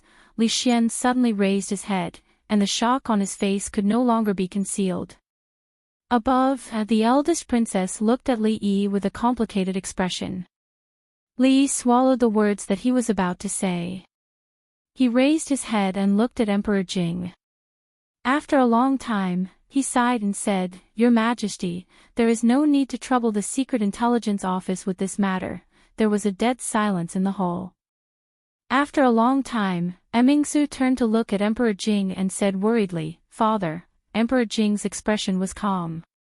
He stretched out his hand and pressed down, saying, "Draft an edict to summon the King of Shu back to the capital." Then he waved his hand to the people below, "You can leave first." "I will leave. I will leave." Ah, what a single eyelid, what a double eyelid. After the door of the hall was closed again, Emperor Jing stood up from his seat and laughed twice. Then he coughed violently and coughed up a mouthful of blood. The three of them walked out of the hall, all looking worried. Li Xian looked back and asked worriedly, "What should we do now?" The two of them walked silently with their heads down and did not answer. He said anxiously, "What time is it? Say something." Li Yi looked back at Mingzu and asked, "Are you hungry?" Mingzu nodded, "Yes." Li Xian was a little annoyed. "Hey, what time is it? You are still talking about this." After half an hour, at the meal, he wiped his mouth and rubbed his bulging belly, then said, "The Cui family deserved to die, but Uncle Emperor." Li Yi tore a chicken leg and stuffed it into his mouth, and said impatiently, "Eat your food." The Cui family would definitely perish, but definitely not in such a manner. He had heard the few violent coughs that came out from the hall, and he believed that Mingzhu had also heard it. Using the Cui family's destruction to exchange for these, was it worth it or not, there was no conclusion. This was just the beginning. The royal family had made such a big scandal. If it was leaked, it would cause a lot of trouble and public opinion among the people. This was something that even the brothels could not control. They still did not know what the impact of the storm would be. Li Xian bit the chicken leg and said, "Uncle Emperor handed that case to you. How are you going to investigate it?" Things had already developed to this point, and it was already out of their control. It was useless to think too much. Li Yi looked at Li Xian, who had already eaten the chicken leg, and asked, "Are you full?" Li Xian rubbed his belly, "I am full." "If you are full, then go home and sleep. Don't think about that nonsense." Compared to the gloomy atmosphere of the meal party, the atmosphere of the Cui family was much more cheerful. This time, Louis Shui will definitely not be kind in the matter of the secret intelligence agency. With so many eyes in the court watching, even if His Majesty wants to play favorites, I'm afraid it will be difficult. If the position of Assistant Minister of the Ministry of Justice falls back into our hands, it will be much more convenient in the future. No matter who gets the position in the end, it is always good for us to get rid of one person. In my opinion, that capital magistrate is also a person who does not know what is good for him. The gloomy expression on the faces of the Cui family members was swept away. After all, this was the only thing that could slightly turn the situation around in recent days. If it was not for Louis Shui, the Chu family would not have fallen, and the Cui family would also have a power that was far more powerful than they were now. The scene of Louis Shui being condemned by thousands of people in the court today still made them feel very happy when they thought about it. At this moment, a man suddenly jogged in from outside. His face was wild with joy. As he ran, he shouted, "Lord Cui, great news, great news." Seeing that the man was almost wild with joy, Cui Qingming was puzzled and asked, "What happened? Why did Lord Su come personally?" The middle-aged man immediately said, "His Majesty has just drafted an edict to summon the King of Shu back to the capital." "What?" Cui Qingming's body trembled. He grabbed the man's arm and said excitedly, "Is this true?" "Absolutely." The man said with certainty, "The edict has already been sent to the 3 provinces. I saw it with my own eyes. Lord Cui, you just need to wait for a few more hours. I'm afraid you will hear the official announcement of the edict." "Good." Cui Qingming's eyes shone brightly. He laughed and said, "Good, it is indeed great news. Today, the Cui residents will hold a banquet to celebrate this matter." Chapter 9:17. In a courtyard of the Xing residence. Xiao Cui rested her chin on her hands and looked in the direction of the stone table in the courtyard. She murmured, "Xiao Zhu, do you think Li won't get tired of eating osmanthus cake like that?" Xiao Zhu rolled her eyes at her and said, "Do you think Li is like you? Fickle and fickle. He used to like it more than anyone else. Now that he has Su Fuji's candied plums, he won't touch osmanthus cake anymore." Xiao Cui turned around and glared at her. "That's still better than you always stealing my candied plums." Xiao Zhu didn't continue to pay attention to her. She rested her chin on one hand and whispered, "It's good that he doesn't get tired of it." Just like how Li likes your young mistress. He hasn't gotten tired of it even after so long. After that, she sighed and said, Li met my young mistress first. At that time, he and Sister Zumo weren't that close, but now, Xiao Chui glanced at her and said mysteriously, you don't understand this. Xiao Zhu rolled her eyes at her again. I don't understand. Do you? I don't understand. Xiao Chui looked at her with some disdain and said, let me tell you, if it weren't for me, my young mistress and Li wouldn't be so fast. Li Yi sat at the stone table. There was a plate of osmanthus cake on the table.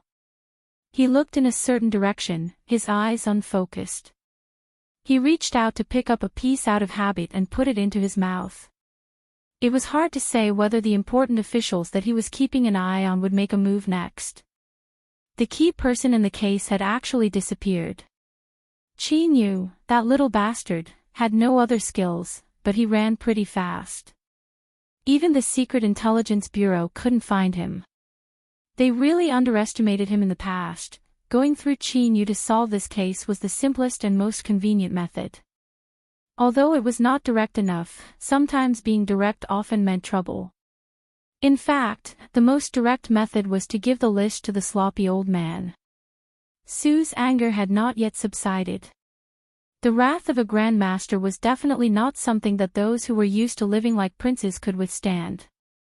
With a complete set of techniques to separate tendons and dislocate bones, not to mention a case, they could even confess all the bad things their ancestors had done for 18 generations. These officials were probably the last trump card of the Chui family. If the case was handled this way, the Chui family would be isolated and helpless in the capital. Moreover, if the Chui family was really related to the case, the Chu family would be their example. The advantage of doing this was that the Chui family had committed such a serious crime. Although they would not be exterminated, they would not be able to escape the confiscation of their properties. Thus, there was no need to use the matter of the King of Shu to deal a fatal blow to the Chui family. The matter of the King of Shu could be handled by the royal family as an internal matter. The problem was, although this method was straightforward, it involved so many nobles and officials at the same time. It would probably cause a huge earthquake in Jingdou. The safety of the nobles could not be guaranteed. It would certainly cause panic among the people and shake the court. Why couldn't there be a method that could satisfy both sides? What a headache, what a headache. Wan Ruoqing walked out of the room and saw that there were only a few pieces of osmanthus cake left on the stone table. She walked into the kitchen and took out another plate to replace the empty one on the table. Li Yi was thinking about something. When he put the thing he touched into his mouth out of habit, he found that something was wrong. Osmanthus cake, it didn't taste like this. He came back to his senses and looked down. He found that he was holding a white and slender hand. What he put into his mouth was not osmanthus cake, but a finger as white as jade. Wan Ruoqing stared at him in a daze. Her mind was blank, so much so that she forgot to pull her finger back. Li Yi put down her hand and looked embarrassed. I'm sorry, I didn't notice just now. No, it's okay. I should have told you. Wan Ruoqing said with a red face and left in a hurry. On the other side, after listening to Xiao Chui's words, Xiao Zhu looked enlightened and murmured, so that's how it is. Xiao Chui said proudly, of course, our young miss is a blockhead. If she had to rely on herself for this kind of thing, I don't know how long she would have to wait. Our young miss is also a blockhead. Xiao Zhu looked thoughtful. After thinking for a while, she asked, didn't you say last time that Li can't hold his liquor well? Speaking of this matter, Xiao Chui smiled and said, how is it not good? He simply can't hold his liquor. Not to mention our young miss, Li can't even hold his liquor as well as I can. Last time, you didn't see him. He only drank 1 cup and he was dizzy. After 3 cups, he was unconscious. After the embarrassing incident just now, Li Yi was not so absorbed in thinking about things. He finally noticed a gaze that looked over from time to time. When Xiao Zhu walked past him for the umpteenth time, Li Yi finally couldn't help but ask, "Why do you keep looking at me? After eating so many osmanthus cakes, are you thirsty? Drink some grape wine." Xiao Zhu said with a smile and handed over a wine pot. In fact, he was really coughing. Li Yi took the wine pot and poured a cup. After sniffing it, he said in surprise, "This is not grape wine, is it?" Xiao Zhu picked up the wine pot and sniffed it. "It seems that I took the wrong one. It's all wine. It's about the same. Just make do." Li Yi shook his head. "I still have important things to do today. I can't drink." He got up and walked into the house. Third Miss Chen was teaching Zui Mo to embroider a wedding dress. A wedding dress was already more than half done and was about to be completed. After sending Third Miss Chen out, he didn't see Qin Chong. Li Yi asked casually, "Why didn't I see Lord Qin today?" "He went to the Chui family's banquet." Third Miss Chen looked at him and asked, "I heard that His Majesty summoned the King of Shu back to the capital?" Li Yi nodded and asked again, "Lord Qin went to the banquet to celebrate the return of the King of Shu. From the invitation sent by the Chui family, it should be so." Seeing his strange expression, Third Miss Chen asked again, "Is there a problem?" Li Yi dismissed her servants and helped her into the carriage. When he put down the curtain, he said in a low voice, "When the King of Shu returns to the capital this time, many people will die. Probably, it will be among those who attended the banquet today." Seeing that there was no movement in the carriage for a long time, a servant girl walked up and asked in a low voice, "Third Miss, are we going back?" The curtain was lifted a little, and a voice came out, "Go to the Chui residence and tell second master that I have a headache." "Yes." The young maid responded and hurriedly ran forward. Capital Governor's residence. A servant handed over an invitation and asked, "Master, are you really not going to the invitation sent by the Chui family?" Tsing Shichen threw the invitation aside without looking at it and said, "I'm not going. If they ask, just say that I have a headache." Chui residence. Chui Qingming, who was already in charge of all the affairs of the Chui family, stood at the door and personally welcomed the guests. "Lord Qin, please come in, please come in. Lord Han, please go in first. We'll talk later. Elder Zhao, you're here too." The guests were also full of smiles. After presenting their gifts, they cupped their hands in greeting. "I've also heard that the King of Shu is about to return to the capital." "Congratulations, Lord Chui. His Majesty summoned His Highness back to the capital at this time. The meaning is self-evident." "I'll congratulate Lord Chui in advance." Although the news of the King of Shu's return to the capital had not been widely spread, the officials in the capital naturally had channels to know. No matter how they were suppressed in the capital, as long as His Highness was still alive, their hope was still there. Now, their hope had returned. In front of the Chui residence, a carriage stopped. Chui Qingming walked up and greeted with a smile, "Brother Qin." A servant girl ran over, panting, and whispered a few words in Qin Chong's ear. Qin Chong's expression changed, and he asked, "What did you say?" "Third Miss is sick." Chui Qingming was startled. He took another step forward and said, "Brother Qin, please." Qin Chong turned around and jumped back into the carriage, urging, "Hurry back to the residence." Chui Qingming stood where he was, watching the carriage leave in a daze. "Please come in." The two words had just left his mouth when they dissipated in the wind.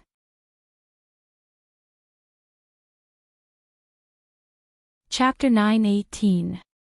The Chui family, which had been quiet for a long time, finally became lively again on the first day of the 6th month. Compared to the glory of the Chui family 2 years ago, the lively scene today was somewhat lacking. However, the desolation was only temporary. The announcement of the edict allowed everyone to see the dawn of hope. In the main hall of the Chui family, everyone toasted each other. The host and guests were happy and full of smiles. As they chatted, Someone looked around, put down his wine cup, and said in surprise, "Why don't I see Lord Qin and Lord Tseng?" Cui Qingming smiled and said, "Lord Tseng is not feeling well, and Lord Qin has some urgent matters to attend to, so they can't come today." What urgent matter can be more important than this? Recently, Lord Qin seems to be a bit abnormal. It's not just Lord Qin, I feel that Lord Tseng is even more abnormal. Today, the two of them, Cui Qingming raised his hand and pressed it down. He smiled and said, "The two lords are my colleagues, so they must have some difficult matters. Let's ignore them for now. Everyone, please drink to your heart's content today." Although Cui Qingming said this, the smile on his face was somewhat forced. There was a trace of darkness hidden in his eyes that no one noticed. "Lord Qin, is there any news from nephew Qin?" Cui Qingming did not want to talk about this matter anymore, so someone changed the topic at the right time. A trace of anger appeared on Qin Yan's face. He said, "This unfilial son, I don't know where he went. He didn't even bring a message to the family. Lord Qin, everyone here is on the same side. You don't need to hide. Yes, this is not a serious case. There is no need for nephew to hide. This will make things more complicated." Qin Yan's face revealed a complicated expression. "I won't hide it from everyone. This official really doesn't know where that unfilial son went. Everyone is well aware of this matter."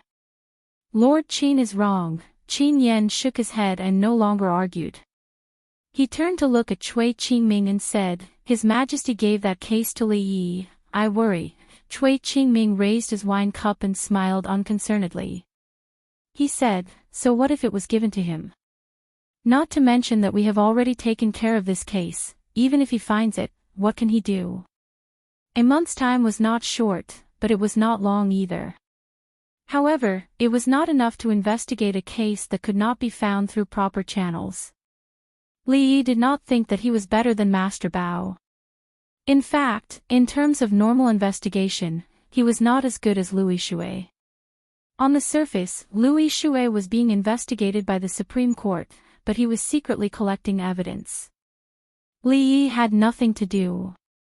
In the past half a month, all he did was teach Mississippi Lu to read, play with the Tsundra Lolita and Yong Ning, accompany Rui, and sleep with the little fellow, and often visit Ruoqing's place.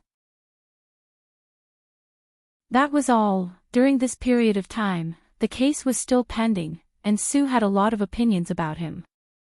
He had an eccentric temperament and rarely cared about anything, but if he cared about something, it would not be easy for him to let it go.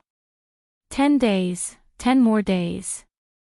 Before he left, Li promised him again and again that if there was no result within 10 days, he would use his own method to solve this matter. In the morning dew hall, the eldest princess, who had just left the court, had not yet had time to change out of her court clothes. She looked at Li Yi, and after a moment, said slowly, "Don't investigate the case that father asked you to investigate anymore." Li Yi did not speak, but just looked at her quietly, waiting for her explanation. Louis Shui has been secretly investigating this case for more than half a month.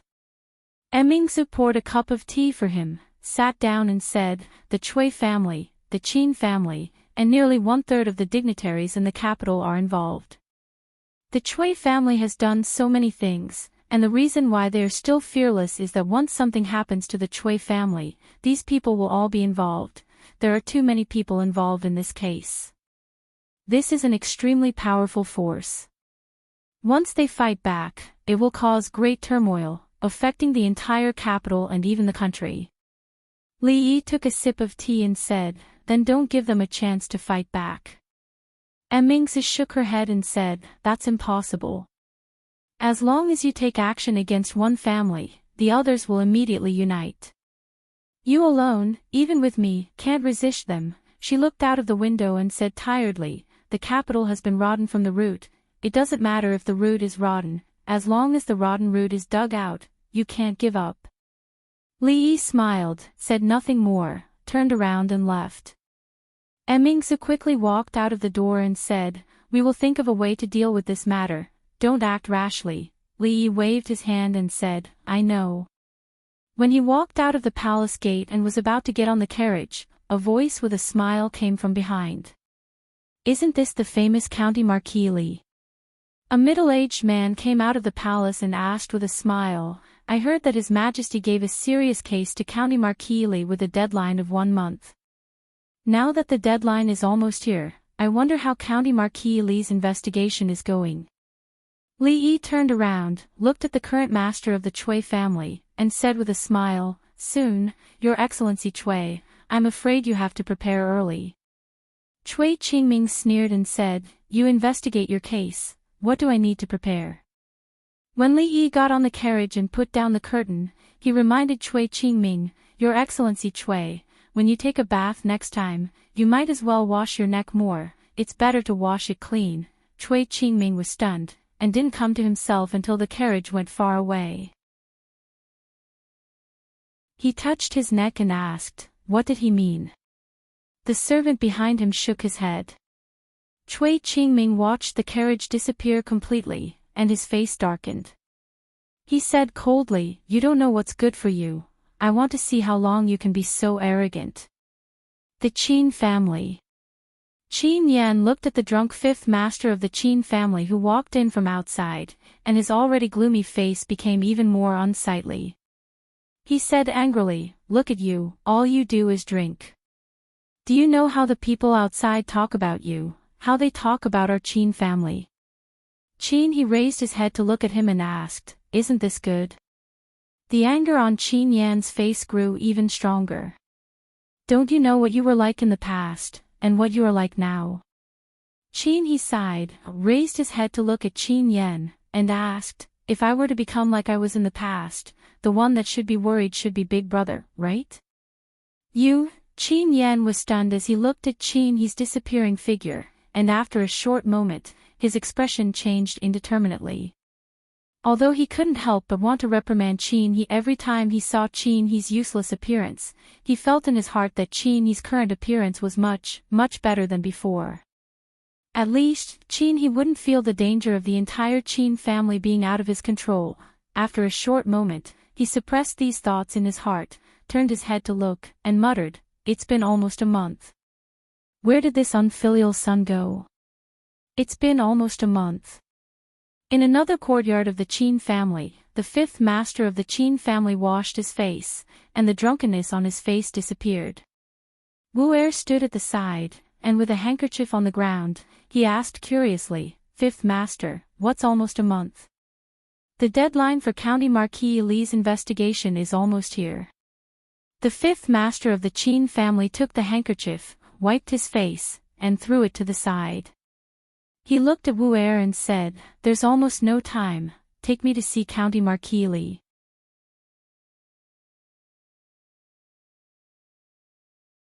Chapter 9:19. Imperial Father spends most of his time sleeping now. Imperial Mother won't even let me talk to Imperial Father. The proud Lolita propped up her chin with one hand and sat opposite Li Yi.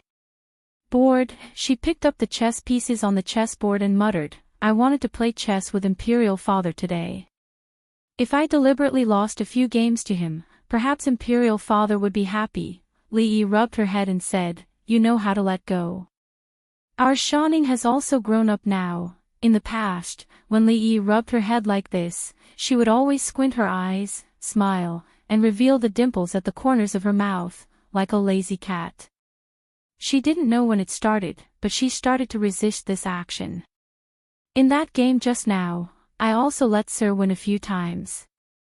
Otherwise, I would have won a long time ago. She puffed out her chest and said with some pride, Moreover, I didn't just grow up. I've grown up a long time ago.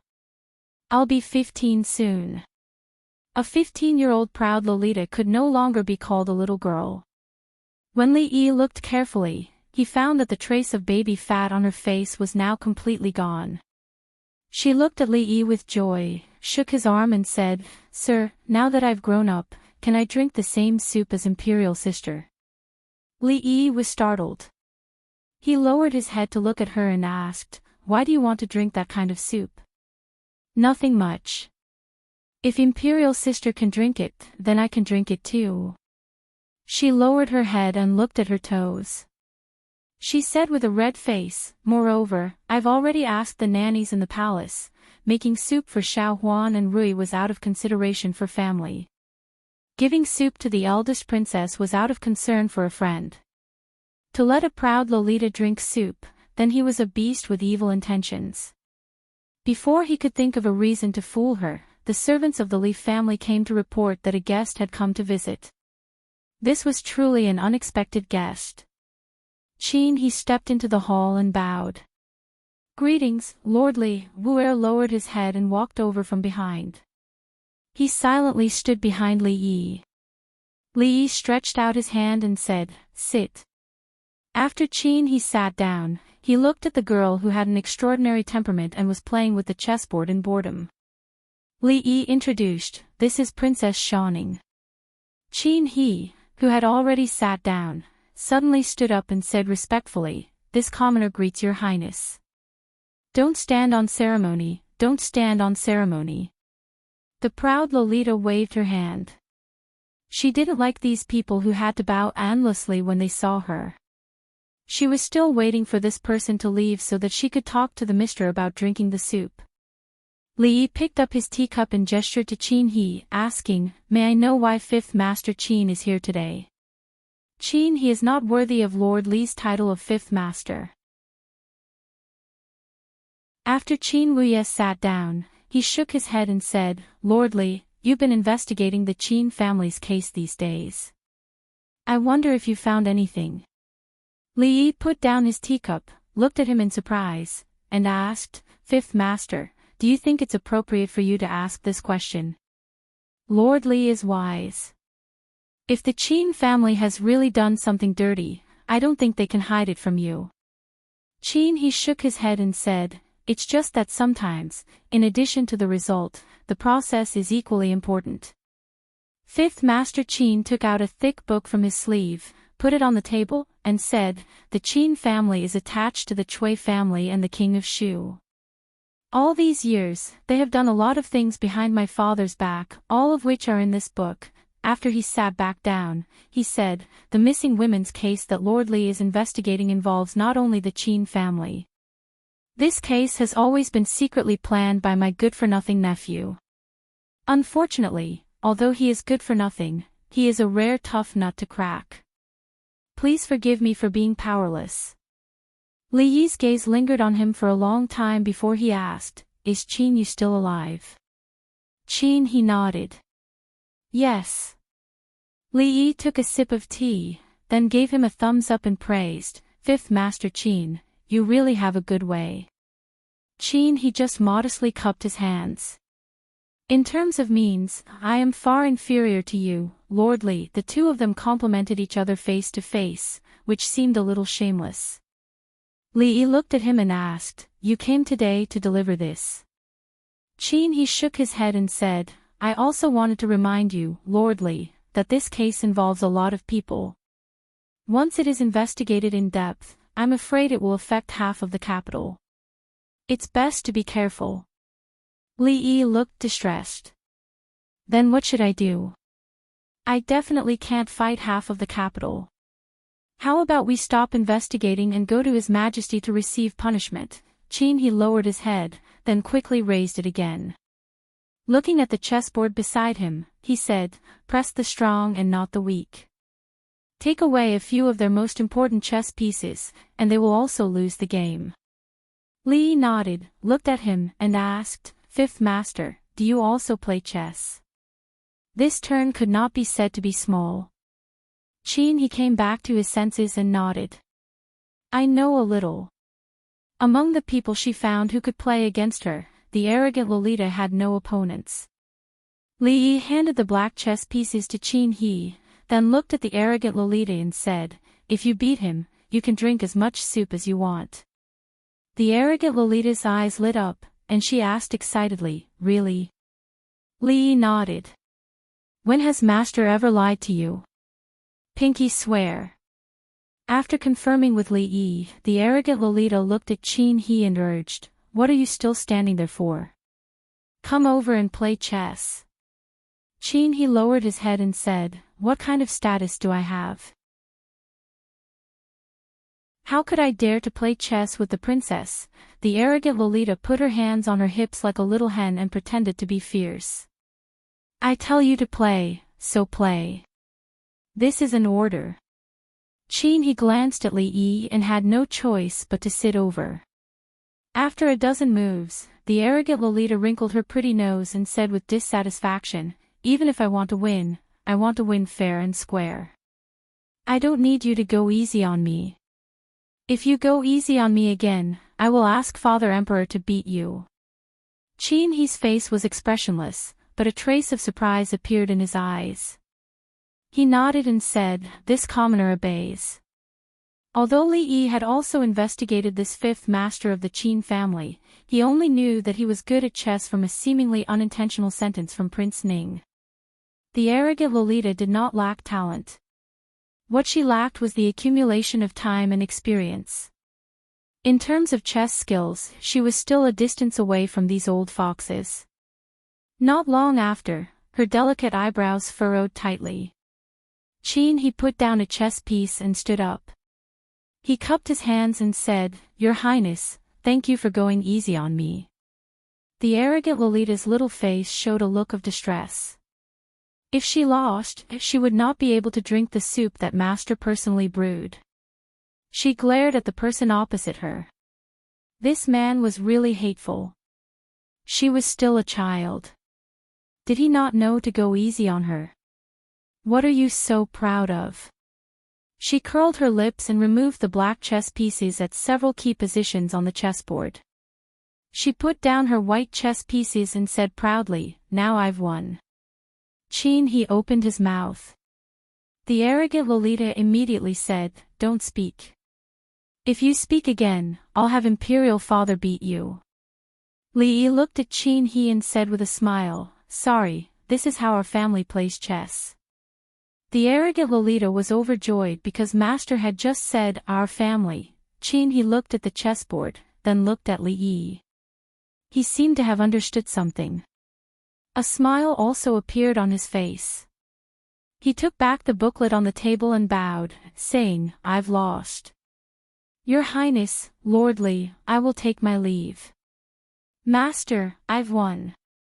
The arrogant Lolita turned to look at him and made a gesture of victory. In the kitchen, Li Yi helped the arrogant Lolita boil soup.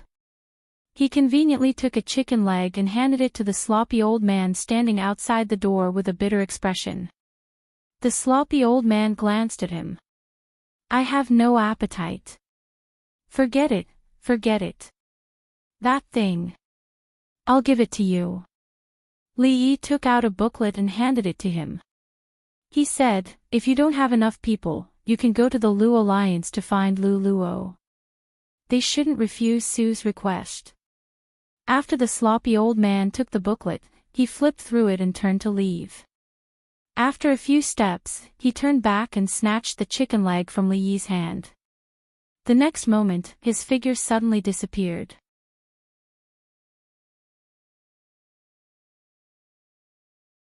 Chapter 920. This world was different from the future. After being here for a few years, Li Yi gradually understood some principles. For some people, if you tried to reason with them, they would act like a hooligan. If you tried to reason with them, they would act like a hooligan. If you tried to reason with them, they would act like a hooligan. If you tried to reason with them, they would be even more of a hooligan than you. To deal with this kind of hooligan, there was no need to talk about reason or the law. Directly flipping the table was the best choice. It was like playing chess with a tsundere loli. It didn't matter who won or who had the advantage. As long as she used her ultimate killing move, the universe's invincible howling celestial dog, or the contestants turned into the referee and declared that they would win, the game would be over. Similarly, influenced by the tsundere loli, Li Yi didn't want to continue playing with the Chui family. It was better to directly flip the table. With an old hooligan like Su around, who would be more of a hooligan? "Sir, is the soup ready?" The tsundere loli sat in the courtyard, anxiously waiting. Li Yi collected his thoughts and opened the lid of the clay pot. He picked up a spoon and tasted it. He turned around and said, it's ready, Lu Mang. Dozens of people respectfully stood in an open space. They looked at a sloppy old man in front of them. Their faces were filled with excitement. They bowed and said, we will follow Senior's orders. The sloppy old man turned his head and signaled. Someone had already handed them a piece of paper. His face darkened and he said coldly, look carefully. Tonight, you will see these names. Don't leave out a single one. Understood. Everyone bowed and their voices resounded throughout the drill ground. Qin Manor. The servants of the Qin clan watched as a drunk figure walked into the mansion. They glanced at him and then looked away. They were already used to Fifth Lord's behavior. But the strange thing was that he usually had a man supporting him. Today, he came back alone. Qin Yan walked out of the hall. He found it hard to calm the melancholy in his heart. Qin Yu had already disappeared for almost a month. In this month, not a single piece of news had been sent back. Within the capital, he had asked everyone he could think of, but there was still no news at all. At this point, he finally had a bad premonition in his heart. This wasn't like the unfilial son's personality, and it didn't make sense. It was as if he had completely disappeared from this world. Not only could the Qin family not find him, but even the government and the secret intelligence agency couldn't find him. Although he didn't know his son that well, he knew very well that he didn't have the ability to hide so well that even the Secret Service couldn't find him. He was already depressed, and when he saw the drunken figure walking over, he was naturally even more annoyed. You went to drink again. Look at you now, you don't look like a human at all. The fifth lord of the Qin family raised his head, looked at him solemnly, and said, Brother, I actually don't like it when you say that about me. Qin Yan's eyes widened. This was the first time in recent years that he had seen his fifth brother talk back to him. He pointed at him and said in disbelief, Look in the mirror, look at yourself. I'm doing this for the sake of the Qin family's face. You still dare to talk back. Face. Fifth Lord Qin laughed mockingly, and said, Don't deceive yourself and others. What face does the Qin family have left? The Qin family's face was not lost by me, but by you people. Qin Yan's face revealed anger, pointed at him, and said, How much did you drink tonight? Bastard, you dare to say such words, do you still have any manners? Qin he looked at him seriously, shook his head, and said, Rules. Don't be naive, rules are meant to be broken. If worse comes to worst, I'll just flip the table and not play anymore, he muttered, and then said, Also, I don't like it when you call me, bastard. Bang! Qin Yan's body flew back into the room, knocking over several tables and chairs. Qin he rubbed his forehead, and muttered, I'm really a bit drunk, I can't even control my hands and feet. Wu Er, why aren't you helping Fifth Lord? Wu Er, after saying these two sentences, he nodded in understanding. Oh, Wu Er is gone, he's coming, a sturdy figure ran over from behind, and supported his swaying body. He looked at the Qin family servants at the side, and said angrily, Are all of you dead people? What are you still standing there for? Why aren't you going to help the great lord? The capital was the richest place in the Jing kingdom, and it was also the place where the nobles and officials gathered the most. In the same city, there were poor commoners who didn't know the next meal, and were worried about their livelihood. There were also high officials who were fish in the day, and had fun at night. The two regions, one in the north and one in the south, were like two completely different worlds.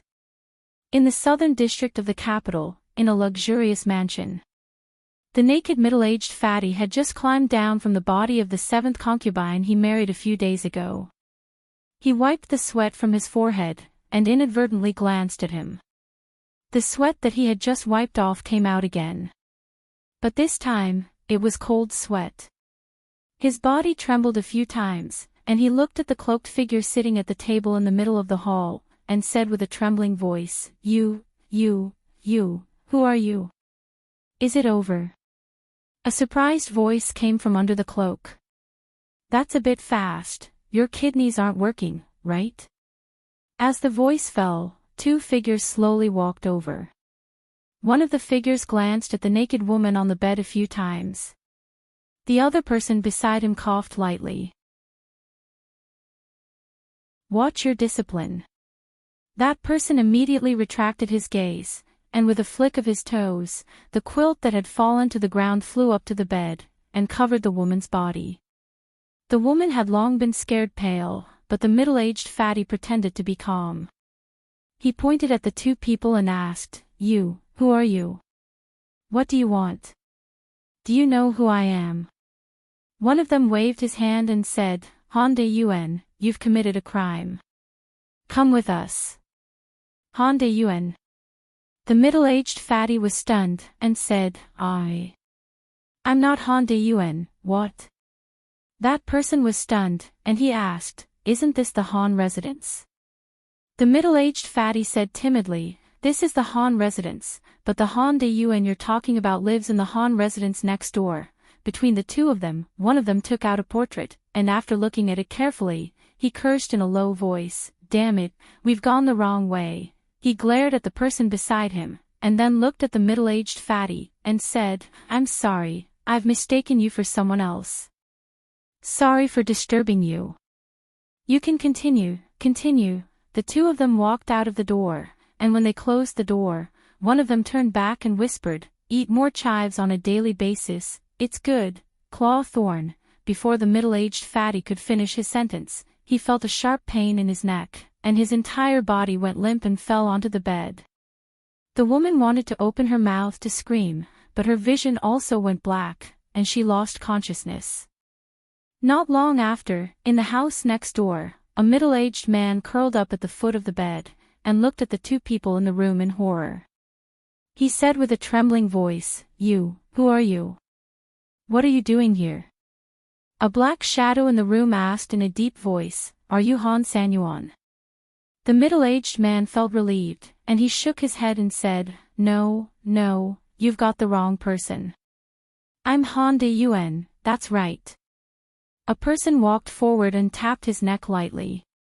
The middle-aged man was horrified to find that his body could no longer move. The figure hidden in the cloak said coldly, Han De Yuen, you've committed a crime. Come with us.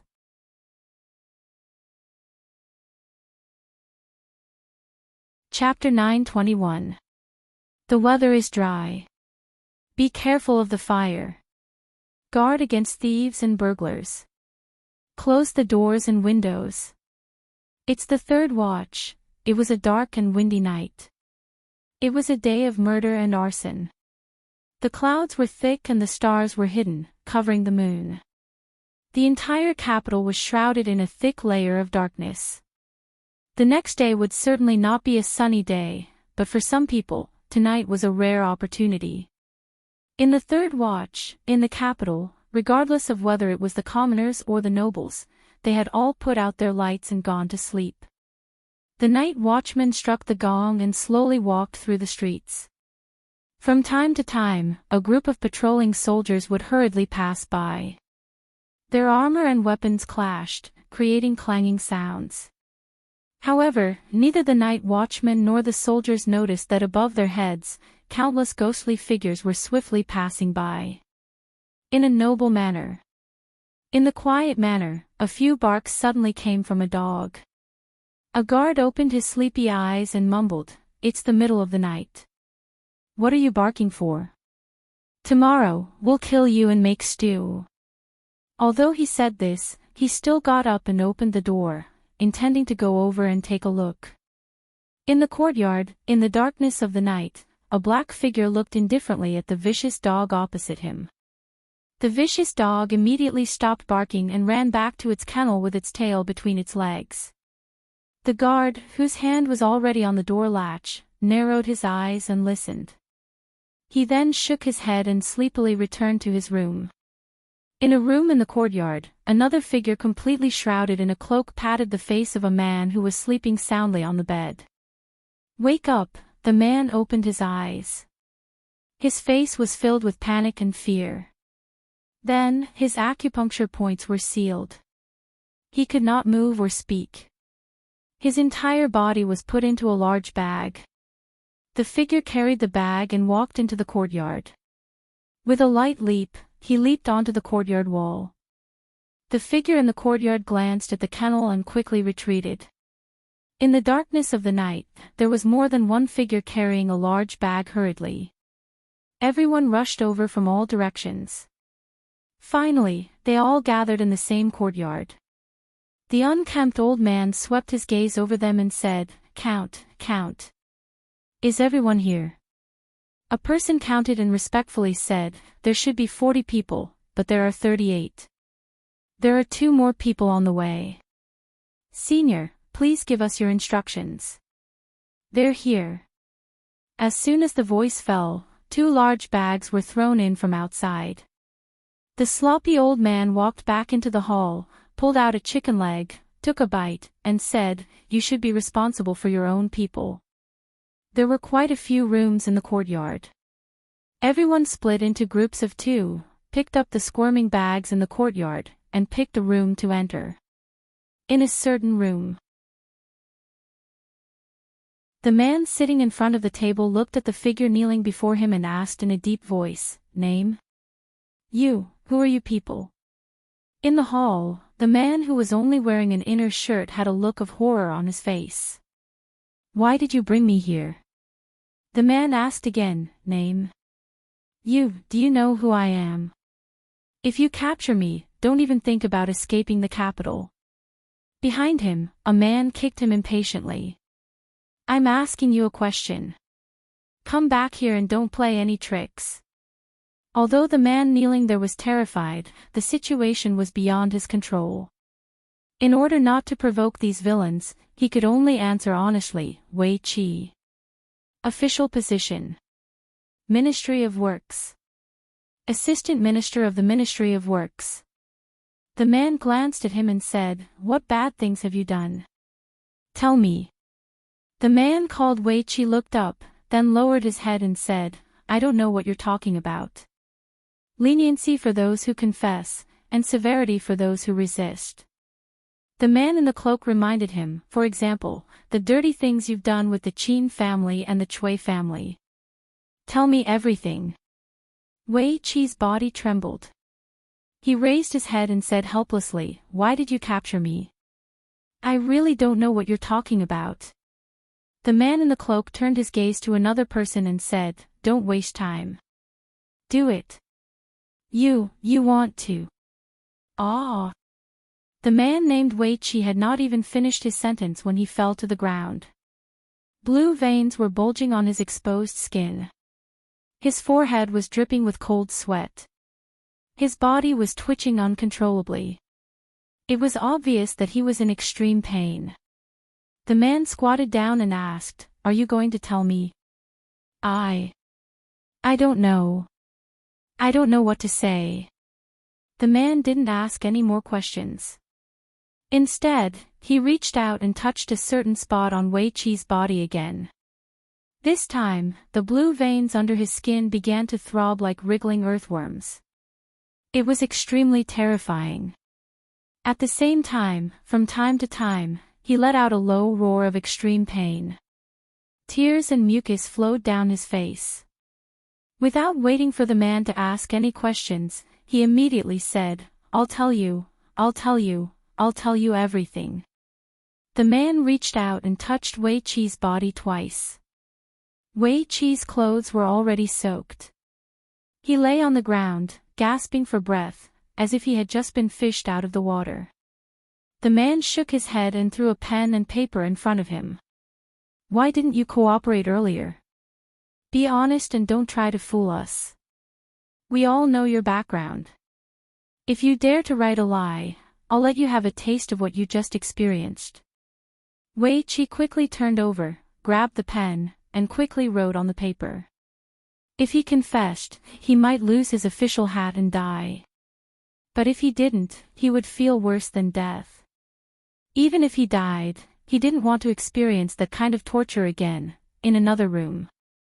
You don't want to talk, do you? The masked man stood up and looked at the figure kneeling in the room. After taking 2 steps, he said to another person, "Do it." The man was stunned and asked, "Do what?" The masked man said, "Let him have a taste of the separating tendons and dislocating bones hand." The man looked at him and murmured, "The separating tendons and dislocating bones hand. I don't know how to do it." The masked man was also stunned. "Then what do you know?" The man shook his head and said, "I practice proper martial arts, not this kind of method." The masked man sat down again and said, "I don't care. I was the one who caught him, so you can interrogate him. If you can't interrogate him, my points won't be deducted." "You." That person glared at him, but he also felt somewhat helpless. He lowered his head to look at the man kneeling on the ground with a face full of panic and praised, "This person is not a good person, but he looks rather handsome." He looked up at the masked man and said, "Step aside." After saying that, he began to take off his pants. The man kneeling on the ground changed his expression and said in a trembling voice, What are you doing? Don't, let me go. I'll tell you everything." The man shook his head with some regret and put on his pants. Looking at the masked man, he said, "The interrogation is finished. In the other rooms. We will not wrongly accuse any good person, and we will not let any bad person go. You have the right to remain silent, and I also have the right to beat you until you don't." A few months ago, the case of Lady Shuang of the wonderful Sound Pavilion had caused an uproar in Jingdo. Everyone knew about it. Later on, her unjust case was redressed. In order to commemorate her, warn the yamen, and comfort the people, the court reformed the law and built an ancestral hall for her in Jingdo. In order to thank Lady Shuang for her contributions, people did not hesitate to travel from distant places to pay their respects. As a result, the incense and offerings in Lady Shuang's ancestral hall never stopped. Every morning, before the ancestral hall opened, countless people would line up in front of the door, waiting for the manager to open the hall. Today was also a normal morning. A yamen runner yawned. After opening the main door of the ancestral hall, he did not go in to take a look. He walked away in a daze. His daily duty was to open and close the door. It was still early, so it was best to go back and have a good night's sleep. Everyone lined up and walked in, holding incense and offerings in their hands. The moment they stepped into the courtyard, they saw a scene that they did not expect. According to tradition, before entering the ancestral hall, they had to first pay their respects in front of the stone tablet in the courtyard. At this moment, figures were tightly bound with ropes. They were kneeling motionlessly in front of the stone tablet. In front of each of them was a piece of paper that was pressed down by a stone. The paper was densely packed with small words. It was too far to see clearly. Everyone stopped in their tracks. Their faces were filled with shock. They did not dare to go forward. Taking advantage of the time when someone reported to the yamen, some busybodies counted the number of people kneeling on the ground. There were exactly 40 people. Finally, someone could not resist his curiosity and took a few tentative steps forward. Soon, a number of people followed. You're tuning into the Journey of the Soul YouTube channel. Don't forget to subscribe and join us on this journey to catch the most captivating stories.